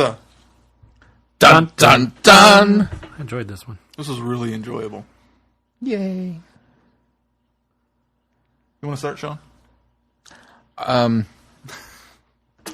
This one for me has a lot of fanboy glee in it, starting with the play on the title, which I loved. It's like, oh, you had me at hello. I really don't care what this one's about. Okay. I like the fact that they're kind of still dealing with Lucy, and that this is as close as the Doctor is allowed to get to her own time zone. It's an interesting idea. You know, that the whatever the Time Lords have going on is like, nope. I think Lucy continues to grow as a character in this, and it's a typical Doctor Who story. It's one of my favorite Doctor Who trope type stories, where it's based under siege, where we've got an isolated outpost and we've got a group of people stranded, and there's elements of weather, and there's something outside. It's like, okay, bring it. So all of that works for me. Yeah, I think the music note thing has kind of been done before in other areas. All I could think of when he's playing with the what's the name of the stylophone? What is the name of that? Isn't it called a stylophone? Is it called a stylophone? I think so. Yeah, stylophone. Oh. Well, while Tom, see, I knew something. When I am. That's two. when I hear Tommy playing with the stylophone, in my head it looks just like the thing that Gwildorf built in the Masters of the Universe movie. That plays musical notes and has all the whirly keys and teeth on the end of it. Yeah. And it pretty much performs the same purpose. It opens dimensional gateways. Right. So it's like, all right, that's what a stylophone apparently looks like. Think of that. No wonder I didn't think of Bowie it wanted either. one. Just, What I imagined was a mini guitar. I'm sure that's probably closer to what it actually is. Because the sounds that came out of it were not that impressive. No. It sounds synthesizer, so I kind of had a keyboard in my head as well. But I loved Auntie Pat. What a cool idea, too, and I really hope they revisit the idea, like when Lucy eventually gets back to her actual time, that she shows up and talks to Auntie Pat, and Auntie Pat remembers all of this, and kind of have that timey-wimey aspect to it. I really look forward to seeing that being paid off. Because my first thought when she realized and spit out, "You're my Auntie Pat," and blah, blah, blah, blah, blah, blah, blah, I'm like, no! Yeah, I thought the same thing. You're breaking things! Don't do that! There's a rule against that. Obviously, this is only her second adventure because she doesn't know. Which is funny because the Doctor never chastises her for doing that. Of course, I he's wonder if kind of preoccupied the whole time. I wondered if the doctor, did he really know that? She calls her Auntie Pat Okay. in front of him at one point. Okay. I And couldn't that's what I remember. expected. Well, that's what I because then expected Auntie the Pat doctor to says- say, or come up with some excuse or something. Yeah, and she looks at the doctor and says, "So you're from the future?" She wasn't lying, and Yeah. he's like, "Yep." Yep. There was no cover-ups. He was up front with everybody, and it was, yeah. I imagine it's times like this that the doctor thinks to himself, if only I had something that I could show people that I wouldn't have to explain it. I could just, Sometimes it's easier to lie yeah. and say, you're somebody else. But then in certain situations, it's like, well, I have to convince you. So 900 years of time in space travel, and he had to be thinking to himself, psychic paper, yeah. Psychic thing. The next time I stop off in that market on Akaton, baby, I'm picking some of that up because I need it now. And as always, Paul McGann is so thoroughly Yes, enjoyable.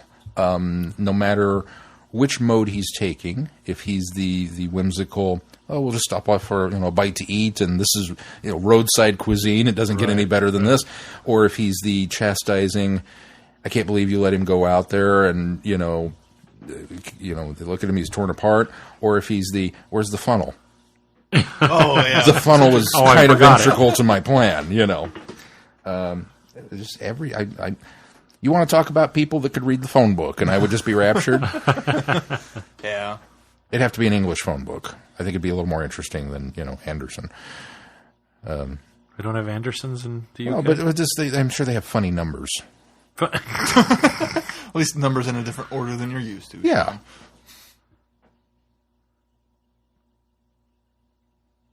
Yeah. There's no joke there. I just, Do they still use like Welling 456? Is that a phone number in England? No idea. In my head it is. So anyway. No, I just know they have like 10 more numbers than we do. Well, all more reason, because then Paul would read more to me. Read to me, Paul. Yeah. Even I really enjoyed all the characters. Even you're not supposed to enjoy you're not supposed to like Arnold. We're listening to this. I mean, hey, that's Well, Bernard Cribbins. And I went, ah. Then as the more I listened to it, the more I listened to it. I don't like Wilf in this one. no, he's kind of a He's jerk. not Wilf. But I still enjoyed the character and the portrayal and almost character growth he gets. The characters, the performance is right in line with the type of character that's written here. And that's Yeah. what I think is done so well. Because, I think Bernard Cribbins still sounds like Wilf. I mean, he just has that, because that's his voice.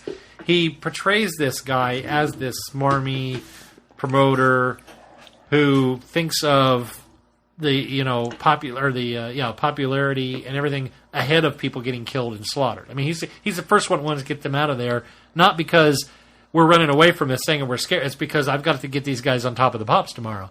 And it's right in line with this character. And I think that's what you mean by the enjoyment of the character. You don't like him, but you're not supposed to like him, so that makes it even better character. Yeah, it's almost like you're not supposed to like Darth Vader, but I love him. Right. It's one of those type of things. It's the villain you kind of love to hate. Yeah. And Flow was so enjoyable. Yeah. And I thought it was a nice little bit of serendipity following our Wurzel Gummidge stuff that Una Stubb shows up in Doctor Who. I had no idea she was you ever talked on about it. that last week, and then 2 weeks ago. And then I was like, oh, hey, look here. That just shows serendipity follows us around. I'd like to say I did that on purpose. Nope. You'd Kind still of like like the to other say you did it. serendipity I'd still that's like to happening say it, this but- week. Yeah, I'd like to say I planned that one out. Nope. Oh, with the anniversary of Yeah. Genesis. Were you as oh, wow, cool, as I was? Oh, I was huh.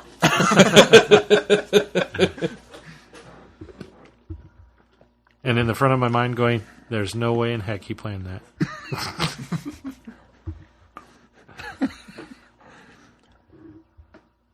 There was a lot of great moments in this. Well, I tell you what I didn't like. Oh, boy. I didn't like the guy that played the singer. The what was his name?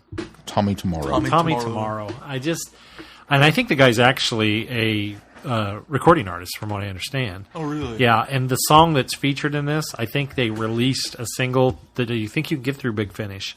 Because this guy actually had, and this was a song I think that he had already recorded or was planning to record. It was going to go on one of his albums, and they released it, after this as kind of a correlation between this and that. I read that on some off-site, so that may not be official. Well, according to the TARDIS Wiki, the music was by Tim Sutton and lyrics written by Barnaby Edwards, but performed by him, by the two of them. The actor Stephen Gately apparently was an Irish pop singer-songwriter, actor, children's writer, and dancer, who was one of the two lead singers of the pop group Boyzone. Boyzone, that's right. They were very big, apparently, in Nowhere. the late 90s. All of Boyzone's studio albums hit #1 in the United Kingdom. So... Obviously, he didn't get One Direction big. No. The song was later released as his first single. That's what I'm thinking in of. 5 years. That's what I'm thinking of. Because and it then got he released. died. It would be his final musical release. That's right. That's Really? What I read. That's what now, don't you feel bad? Huh? Well, I'm sure he's a beautiful singer, but he's still a lousy performer. Actor.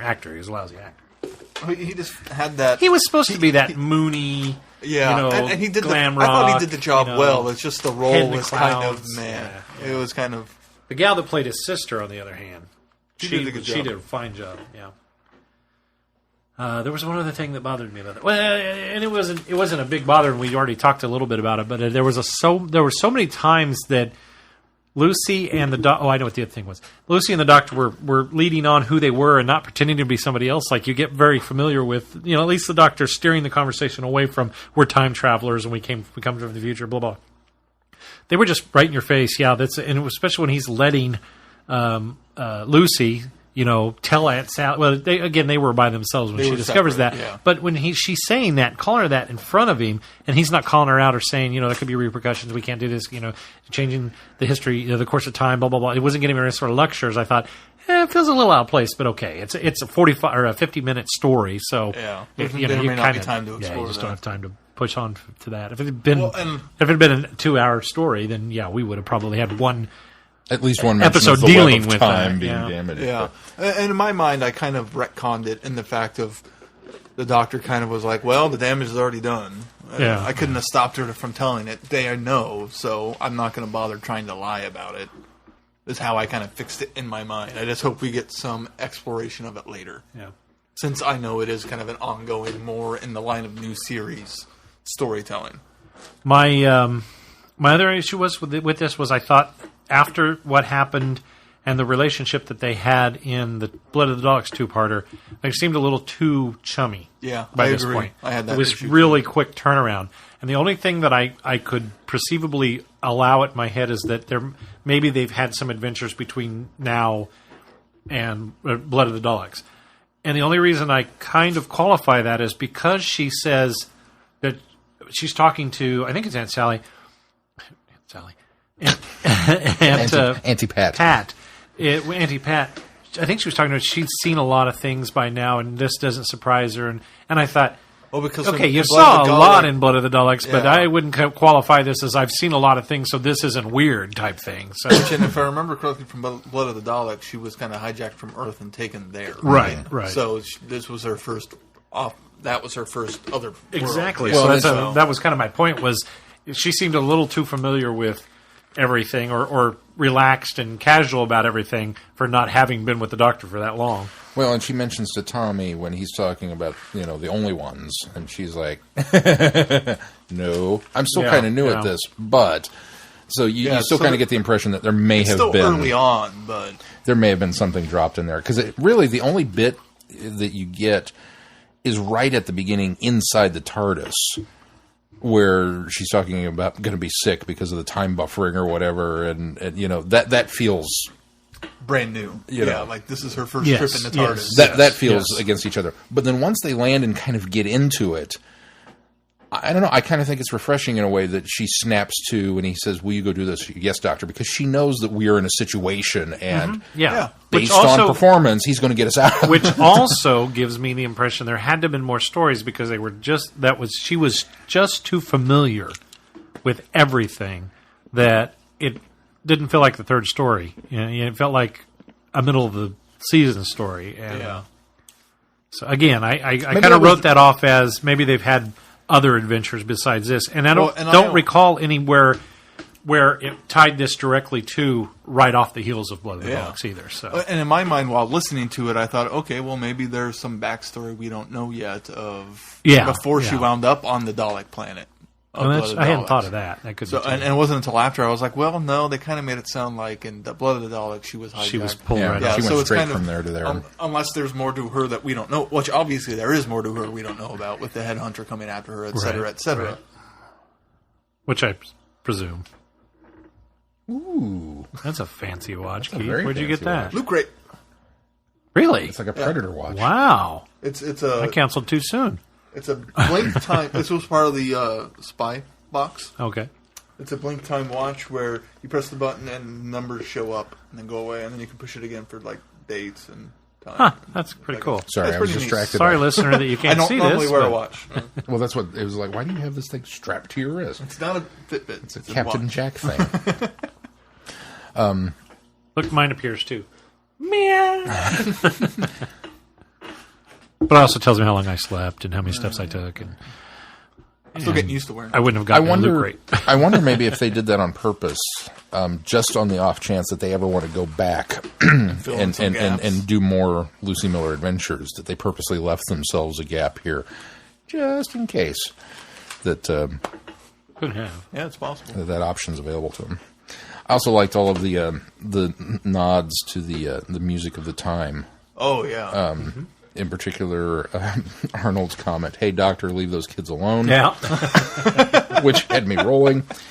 And then the initial guy that gets eaten out in the snow with the top hat and everything, and it's like, well, I don't know who you're thinking that this is really supposed to be, but it sure sounds like Elton John to me.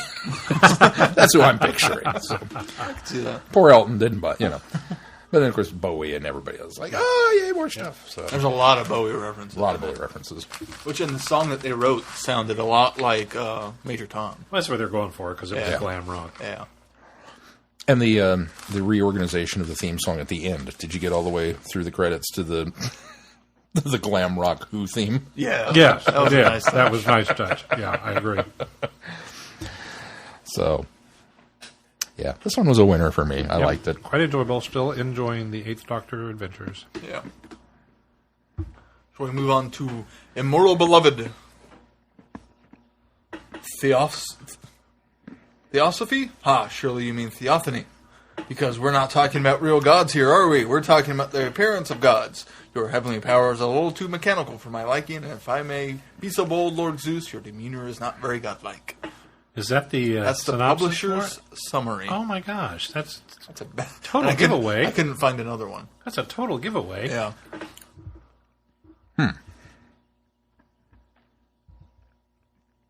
I don't know what I can give the story a dun dun dun, but I can't give that synopsis one. That synopsis kind of sucked. This was such a cool approach to what starts off as a Romeo and Juliet type story, where we're coming at the end of it, and then it totally turns everything on its head. Where we know, of course, we know the doctor's going to keep them from committing suicide, but then it just keeps going places that I never expected it to go. Even discovering that, oh, these are clones and they're replacing, doing the mind transfer, et cetera, et cetera. It just kept surprising me and surprising me and surprising me. It was so well done. I really enjoyed this one, too. I'm with you. I when it starts and we're doing Romeo and Juliet on the cliff, it's like, okay. And then helicopters showed up. I was like, oh. Wait a minute. This isn't a period piece. All right. And just from moment one, I was off balance. Oh, yeah. Through the whole thing and thought I knew where they were going with it and then didn't. Well, and you almost buy into the Zeus and Hera and all the god stuff, and then you remember the helicopter stuff, and you're like, well, wait a minute. The magic sticks. All the names for things that... What? And it just... they built such a rich world in such a short amount of time, and then expanded on it and expanded on it and expanded on it. I really enjoyed it, and I thought Ian McNeice did a great job as Zeus Ian too. McNeice was Yeah. great as Zeus. I could definitely hear it was him without even knowing he was in the credits. See, and I think it kept taking the right amount of turns to keep me interested, but I thought every time it took a turn,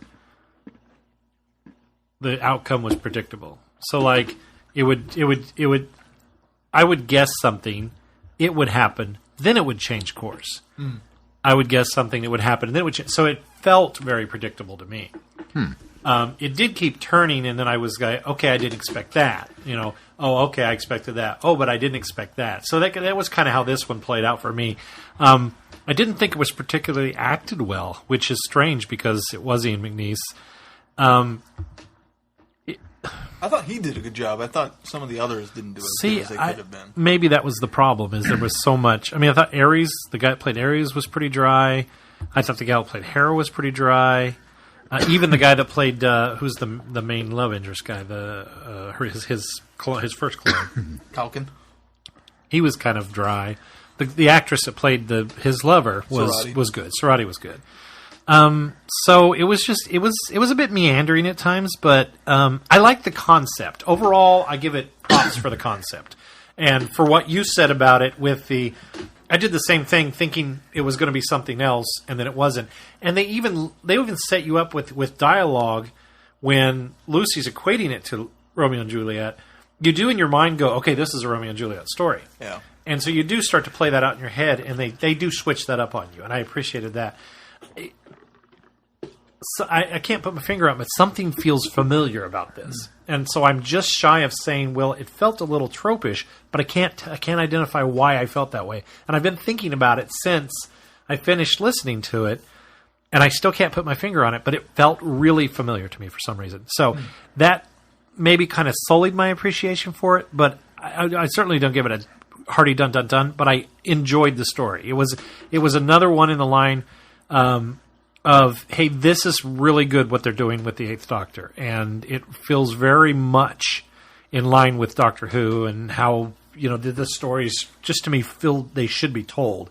And it was a nice surprise, and I didn't realize this until I'd listened to a behind the scenes that this was the one that the first one that Jake McGann shows up in. He plays the youngest clone. Ganymede. Yes. See, and some of the twists I saw coming, but other ones, especially near the end, where the machine doesn't work for Hera, and then the killing of Zeus, I did not. I almost expected this from the start. I almost expected this story to be one of those almost Pertwee endings of the clones die and the original, and they keep living. Let me tell you. Keep going. And let me tell you why I didn't think that, because it's not really been in the scheme of things in most recent Doctor Who that we've listened to, and especially in these Paul McGann audios. And so I didn't ever feel they were going that way. And I think maybe because I felt that way, that's why I was on the fence thinking Hera's really not in her body, she's pretending. And so then when he does the same thing, then I went back to the Romeo and Juliet thing, kind of the opposite, she kills herself because he's pretending. But I thought they're going to go the other direction. They're not going to make this a tragic love story. He's going to have been. So at that point, that was predictable to me. See, I kind of suspected that's what I was doing. I could tell Hera had switched. Like, I could tell that hadn't actually happened just from the portrayal. But it was Zeus that kind of caught me by surprise. They did that better, I give you that, yeah. But I still suspected. And part of my thought in that could be coming off the heels of The Mind of Evil and kind of a tragic ending there. And being in a kind of Pertwee tragic ending mindset. True. And then on Horror Glam Rock with so many people dying. It was a bloodbath. Yeah. And this pretty much is too, with as many people, almost as much as Horror Glam Rock bite it, considering that Hera, Zeus, there was somebody else who died, wasn't there? The guy that Ares clone. Yeah, the original, the first guy. So it was just considering that they did the whole transfer with Ares, I kind of thought they might just continue that trend and it be successful. The other thing that I felt that Lucy wasn't consistent with the last story we listened to with Horror Glam Rock, because her and the Doctor got so chummy and buddy-buddy and really felt in sync through Horror Glam Rock, and they did throughout the first part of this one, but then there's sort of that wedge, not purposely driven, it happens because of circumstance, and the Doctor, in his arrogance, usually knows what's going on before the companion does. When she's running off to save, help me out, the clone girl, when she's trying to escape with her, Sarati. And she's thinking, well, her motives were good, but that's where she wanted to she wanted to crash the TARDIS so they couldn't get off world to get the parts to fix the machine. That's a noble effort. I acknowledge that, but as chummy and it felt out of character for Lucy. Yeah, because she was so ready to follow orders from the Doctor previously that she didn't trust that he would have a plan in this one, and she was taking it upon herself because the Doctor was not incapacitated in any way. He was certainly suspected to have been captured. He was forced to use the machine, but I still think I would have, as a companion, based on the character that we had just explored with Lucy and him in Horror Glam Rock, in this situation, she runs off to take matters in her own hand again, which was more in line with Blood of the Daleks, Lucy. Yeah. But it was like, but we've already had this story where we've developed the character in this direction. It almost feels like one of those episodes in a television season that's shot out of order and then plucked in here. You know what I mean? And so everything feels a bit off. That's what Horror Glam Rock does after listening to this one and feeling like we've kind of slidden back with Lucy's character. So that was my biggest problem with this one. But overall, it was a good story. It was enjoyable. Well, it helps also that. It doesn't help that it's an isolated story. It's a standalone. There's no... I keep waiting for Sean to chime in here and to tell me why that's not right, but... I'm suffering from some fairly big mental blocks because I've heard this story. I listened to them all originally, and I didn't get to the re-listen this week, so I'm kind of playing mostly off of memory. Yeah. And the parts that I really remember were Zeus. I remember most of Ian McNeese's dialogue because I thought he was very good and very powerful and very over the top. Together when they first get together to talk. Well, and then later when he goes downright creepy because he's lusting after Lucy and threatening the Doctor with, not only will I clone her, I will clone her and kill her over and over and over again, just to really drive that point home. And then there's the implication of rape again in the show, which may be a little bit more uncomfortable. Yeah. More sexual violence against women. And then Hera. Well, and maybe that's why you can't address my points. It makes sense that I've heard these fresh together and just coming off of Blood of the Daleks last month or 2 months ago. And so I'm noticing it maybe, and maybe had you been able to re-listen into it this time, maybe you would. I might have had a different take on it because now when I listened to them, I mainline these. I kind of went and chewed through them. And it's entirely possible. Maybe these were, shot out of order. Maybe the production block insisted that we record this one versus that one, and then when they send them out to BBC 7, they just said this one next. I don't know. The problem with that, then, I don't think Horror of Glam Rock. If you reversed them and you listen to this one first, I don't think you'd get the same feeling with Horror of Glam Rock coming next because of that open. Yeah, that feels like it's coming off of of Blood of the Daleks. Immortal Beloved was recorded before Horror of Glam Rock. Was it really? But the way it was written for Horror Glam Rock, like you just said, it would have been written chronologically. I would assume they just shoot it out of order. Or shoot it. Now I'm used saying shoot it, shot it, recorded. Because just like more than anything, it'd be performance wouldn't be the same. The way it was written is what your complaint is. Correct. The performance. Because I thought her performance maybe was she pretty just came, consistent. but maybe in her performance she just came across a little more that way in one or the other. No, it's because I think her performance. As far as talent, her performance was It's equal. a plot point that's written in that's necessary for added drama to the end of the story, but it just doesn't work for Lucy. Right. Well, and Lucy stays pretty Consistent. I think. I mean, she as these progress, Lucy is still kind of the the buckshot to it's not the six Perry clashing, but there's a lot of Perry elements to her, I think, where it's like, well, I don't necessarily agree with you, and I'm going to make it very vocally clear that I don't agree with you, but I'll go along with it. And I thought she was pretty consistent throughout the run, but like I said, I wish I'd been able to get to this one and really re-listen to it just to kind of refresh my memory. I also just really like the ideas behind it. And, I think the concepts and how are great. they colonized this planet and then decided to. It was the ship crew that are the Immortals, and they decided to use Greek names as a kind of a joke and in joke. And then it became part of society. Which I think is it was such a cool thing, and it got so far that they couldn't even remember their real names. Like Poseidon's. I just bought into a lot of it, and I thought it was really cool. It's apparently inspired by Roger Zelandzi's Hugo Award-winning novel Lord of Light, in which the crew of a generational spaceship posing as gods using high-tech science, masquerading as godlike powers, and maintaining immortality by migrating minds between bodies.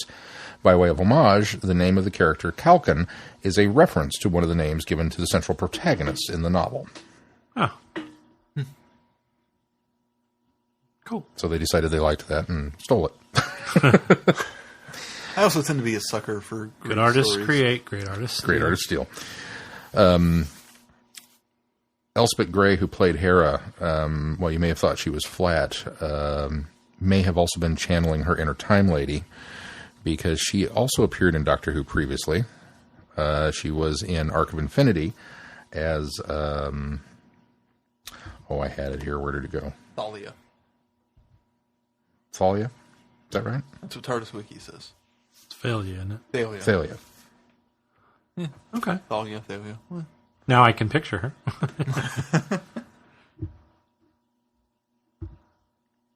And she's got one of those voices that I swear when I was listening to this, I was like, oh, Big Finish has used her a lot. Oh, I thought so. Familiar enough for that. But she hasn't. Well, but I wonder ironically- if maybe you were thinking that because she was Thalia. Maybe that's, sure, we'll go with that. My brain latched on to that. I know, Bernard Cribbins, not so much. Well, This I guess woman, sure. Good point. I don't know. But, Ironically, the guy who played Kalkin has been in a few. Previously listened to Big Bang and Boom, Bang Bang and Boom. He was Nikki. I don't remember who Nikki was now. Nikki Newman. Oh, he was the He was the contestant. contestant, yeah. Yeah. But, like I said, maybe it's the idea is very Star Trek. Maybe that's where it's kind of bleeding through, because you're getting a little bit of the gods. You're Very getting a little classic Star Trek. very classic Star Trek. Not necessarily with the specifics of the story, but with some of the elements of it. Yeah, I can see that totally. So maybe that's why it. Because now that you've said that, you've plucked at the sweater thread, and now I'm going, yeah, it's out there somewhere. I've heard this before, but I can't put my finger on where either. I still like it. I still think it's the trappings were enjoyable enough for me to overlook those issues. Yeah. And really, that's where I come down. I like you were saying, the Zeus Doctor conversations. I think They had were really good chemistry together. Yeah. Well, the dialogue between the two was very enjoyable as well, because it was that point counterpoint essence of a conversation that was really well done and played out very well. And so I agree that I like that. I thought they did a very, very nice job of that. Well, and Zeus is an interesting I villain. liken that to the performance. I think that performance was good. It seemed like other elements of Zeus seemed out of character, out of place. See, I think Zeus is an interesting villain because he doesn't necessarily, at least initially, he doesn't see himself as the villain. As any good villain.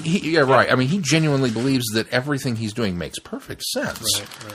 And when the doctor comes been along, doing it for thousands of years. when the doctor comes along and says, "Are you nuts?" and he goes, "No, this is all great," and they have this huge discourse between the two of them about, well, what about this? Well, what about this? Well, what about this? What about this? But then it does get down to the violence against women and the implied rape that you actually start seeing him as a villain. You see him as the you're just the cardboard stand-up, villain that the doctor sees you as. And I thought that was an interesting, like peeling back the onion, just as the layers kept going to get down to that. And I was like, aha, there he is. Now he's a villain, because you almost like Zeus initially, almost. You're not supposed to. I mean, he's not like. Well, he's one of those likable, laid back characters at first. Yeah, at first he's kind of the anti Bernard Cribbins from the other one, where you like him even though he's not such a nice guy. And this one you think, oh, cool. Wait, no, I don't like him anymore. Hera, can you go facilitate this transfer? I had a lot to drink last night. I'm hungover and slightly still drunk. I like that. Yeah. Which in that totally fits with the Greek aspect too. Yeah. That's a great way to introduce the character. I like. I have a question for you. I don't remember now. Was it Holly who questioned? Does this question your thoughts on immortality? Well, it questions thoughts on immortality in that method. 'Cause obviously, that method is corrupt and doesn't work. See, because I would totally use up all of your clones if it meant I could keep going. I don't know. And his. No qualms whatsoever with it. It's definitely an interesting approach to immortality as opposed to somebody staying young forever. It's resetting and starting over. It's a really interesting idea. And the exploration also of Hera and Zeus' relationship, when they're young, they have a great relationship, and when they're older, they start looking at other people. It's really interesting and somewhat adult ideas they're exploring that I really appreciate it also. It does certainly allow you to sympathize with the antagonists in the story because, I mean, we'd certainly, as you said, we would certainly do anything to continue our lives. Nobody, very few people welcome death. But on the flip side of that, that's what these clones are basically born and bred for. But when you get that one rogue element in there, as we did with this couple, then that's when the morality issue becomes really front and surface, because it's almost like the Ood, how appalled that both Rose and Donna are over the idea of this slave race. But when it's a slave race, that's what they're born for. That's part of their social makeup and everything, is the fact that this is what I live for, is to be this vessel for your next life. And when everybody's in line with that, it's a lot harder to be against it. Exactly. Yeah. It's easier to side with that idea, that ideal, until you have that rogue element that's introduced, and then you think, well, they have rights too. They have the right to life as well. So you kind of go along that road. So I don't know. It's interesting. There's a bit of a morality issue in there, tale in there. Which I didn't think of the island until they mentioned it. And yeah, it is kind of similar. And the morality issues that are brought up, it's the similarity more than anything else. Yeah. I didn't think of the island at all. Imagine that, a Michael Bay movie that deals with morality. You should see The Island. It's pretty good. Okay. And you know how I feel about Michael Bay. It's pre-Transformers Michael Bay, so if that helps. And it's Ian McKellen not Ian McKellen. Ewan McGregor. Ewan McGregor and Scarlett Johansson. I do remember that advertised. All right, Sean, what do you got coming up on the schedule? Well, next is Phobos, but we're not ready for that one yet. That's the next. That's the next audio. Okay. Phobos. Weird. That's a fun one. They're all fun in varying ways. Coming up next... They're all fun in varying ways. In varying ways. Coming up next week on the schedule, celebrating its 40th. Is that what we determined? No, that can't be right. 40 years? 70 Could something, be. yeah. 75 would be... Because the whole show's only 50. 40 years That ago. seems weird. So celebrating its 40th anniversary this week is Genesis of the Daleks. Is it an even number? I mean, we're just automatically saying 40th, but it could be its 37th. But I think it was. I don't know. I didn't read that Or- closely. 23rd. Can't be the 25th, because the 25th... Well, yeah, the 25th would have been 5 Doctors 2 years ago, so... I got that from someone else on the internet. So yeah, It may not be right. It was April 1975. March to April 40th 1975. so it's 40 years. Yep. Wow.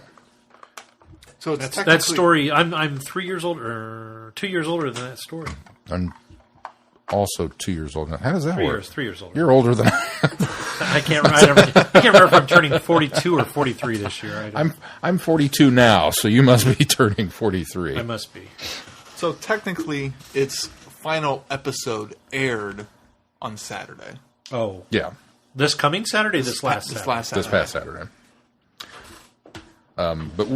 At any rate, a long time ago on your TV screen, far, far away, Genesis of the Daleks was on.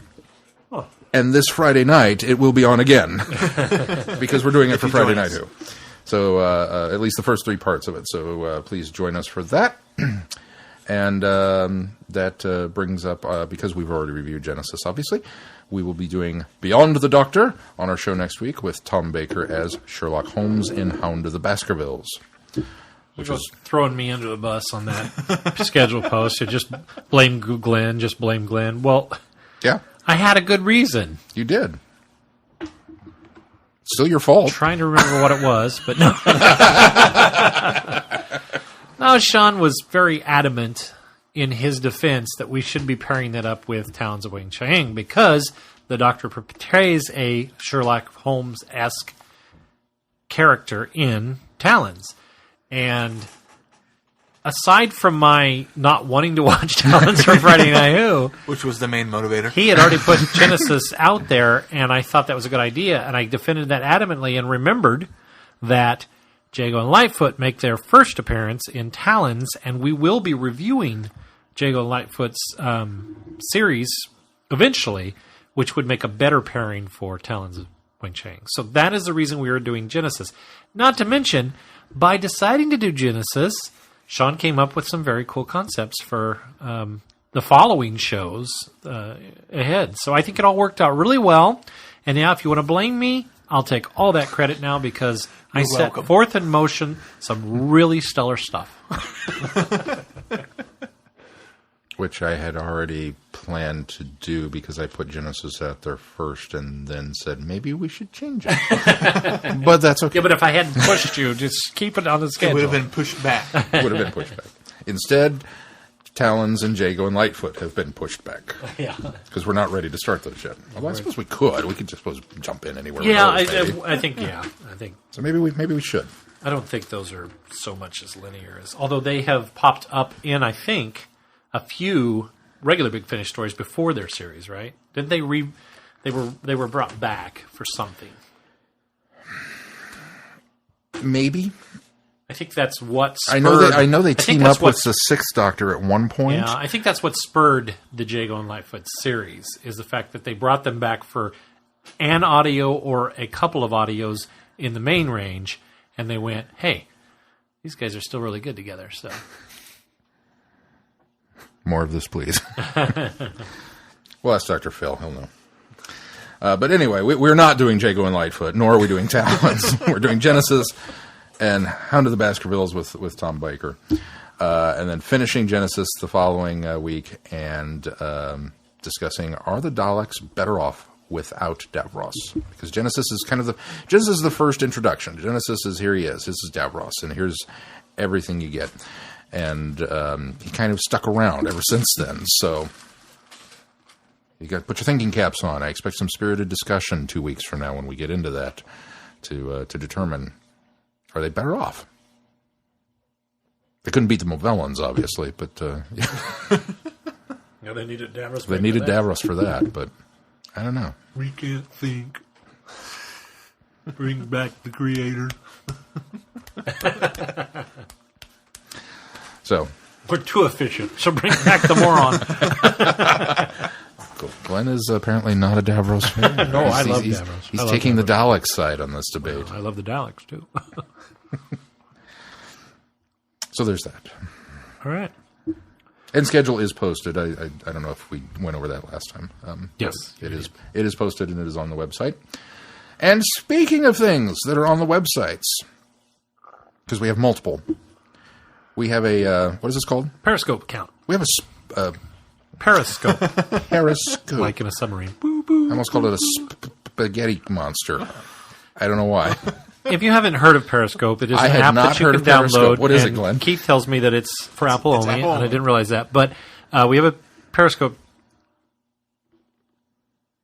app that profile. Thank you. Yeah, account profile, and it's connected to Twitter. And so what it does is it is a live broadcasting tool. You can live broadcast. A link is posted to Twitter, which you can click on there. Or if you have Periscope and you are following us on Periscope, it will indicate when we are broadcasting live. And so you can get a little insight into our lives on a live basis. And what you can do is you can not talk directly to us, but you can type comments and questions at the bottom of the screen. And we try to keep a look at those and answer those as we go. And we did our first one today. It was our episode 224 pre-show show. I typed the silly thing, can't remember how it was. And we just had a little fun with it, doing a little test run. We got 4 viewers on a cold start, which is, to me, pretty good because nobody knew. We never advertised this ahead of time. What it does is if it comes up, you can see who's live globally, no matter who you are, whether you're following or not. Or you can click on your friends, and it'll tell you if your friends are broadcasting at that time. So if you have Periscope, the Periscope app, I think you can even watch Periscope online. I think I was watching through the website. Hop on there, You can't and comment, though, I don't think. you can't comment online. Okay, I think so. Or on the internet, or on the Webpage. webpage. Yeah. But anyway, if you want to, we have no schedule for when we're going to do this tonight. We did it pre-show. We might do it again next week. We might do it post-show next week. We don't know. But I think that's what the kind of the thrill of it is it's spontaneous. It's something that we hope to do from time to time. And if you're following us and you obviously have a Apple phone, it will pop up on your phone and notify you when we're there. You can keep tabs on it on Twitter, and if you see us pop up on there on Twitter, click that link. We might be live at that time. I think the other thing that it does is it archives what we've already done. Not according to the website. Okay. I just went to the link that we posted, and it's with the app, so I don't know. Oh, okay. I wonder if on the might be on phone. the app. I wonder if on the phone, on the actual app, you could do that. But anyway, so if that's something you want to do, you can get a little insight into the background outside of the show. Before you ask, I don't think we're going to Periscope any of our actual recording because that would defeat the purpose of you coming to the podcast and recording it, download it, to hear what we say. So outside of the show, though, we'll probably try to Periscope a little bit, maybe when we go to conventions and things like that. So was there something else, Sean? Was there another online thing? I mean, obviously people can find us on Facebook and Twitter and all the many places, blah, blah, blah. Just go to www.travelingthevortex.com. Click on the, About Us, Contact Us. I don't remember which page it's on, but there's, on one of our pages, it has a lot of links to our show, to our other social on one media. of those pages. One of the pages, I don't know. We should probably include a link to the Periscope. The Periscope. The Periscope. The Periscope. On the interwebs. On the interwebs. And obviously, while you're there clicking on things, click our Patreon account. And, Yes, please. And please become a subscriber so that we can continue to get new toys like this Periscope thing that apparently all the kids are the rage over. With your Pac-Man video games and hula hoops. Oh, stick and hoop. All right. Is that going to do it for this week, guys? I have a I think stick. so. Where's the hoop? You know what? It's too bad that live piece is not archived because people could go there and find out what you were talking about on that stick. Yeah, I know. That was all pre-show. I was promised something great. All right. If that's going to do it for this week, until next week, I'm Glenn. I'm Apollo. I'm Hermes. That's so 2 hours ago. Cheers. Good night, everybody. Be seeing you. I'm so going to steal your clone. I'm going to snatch him right up.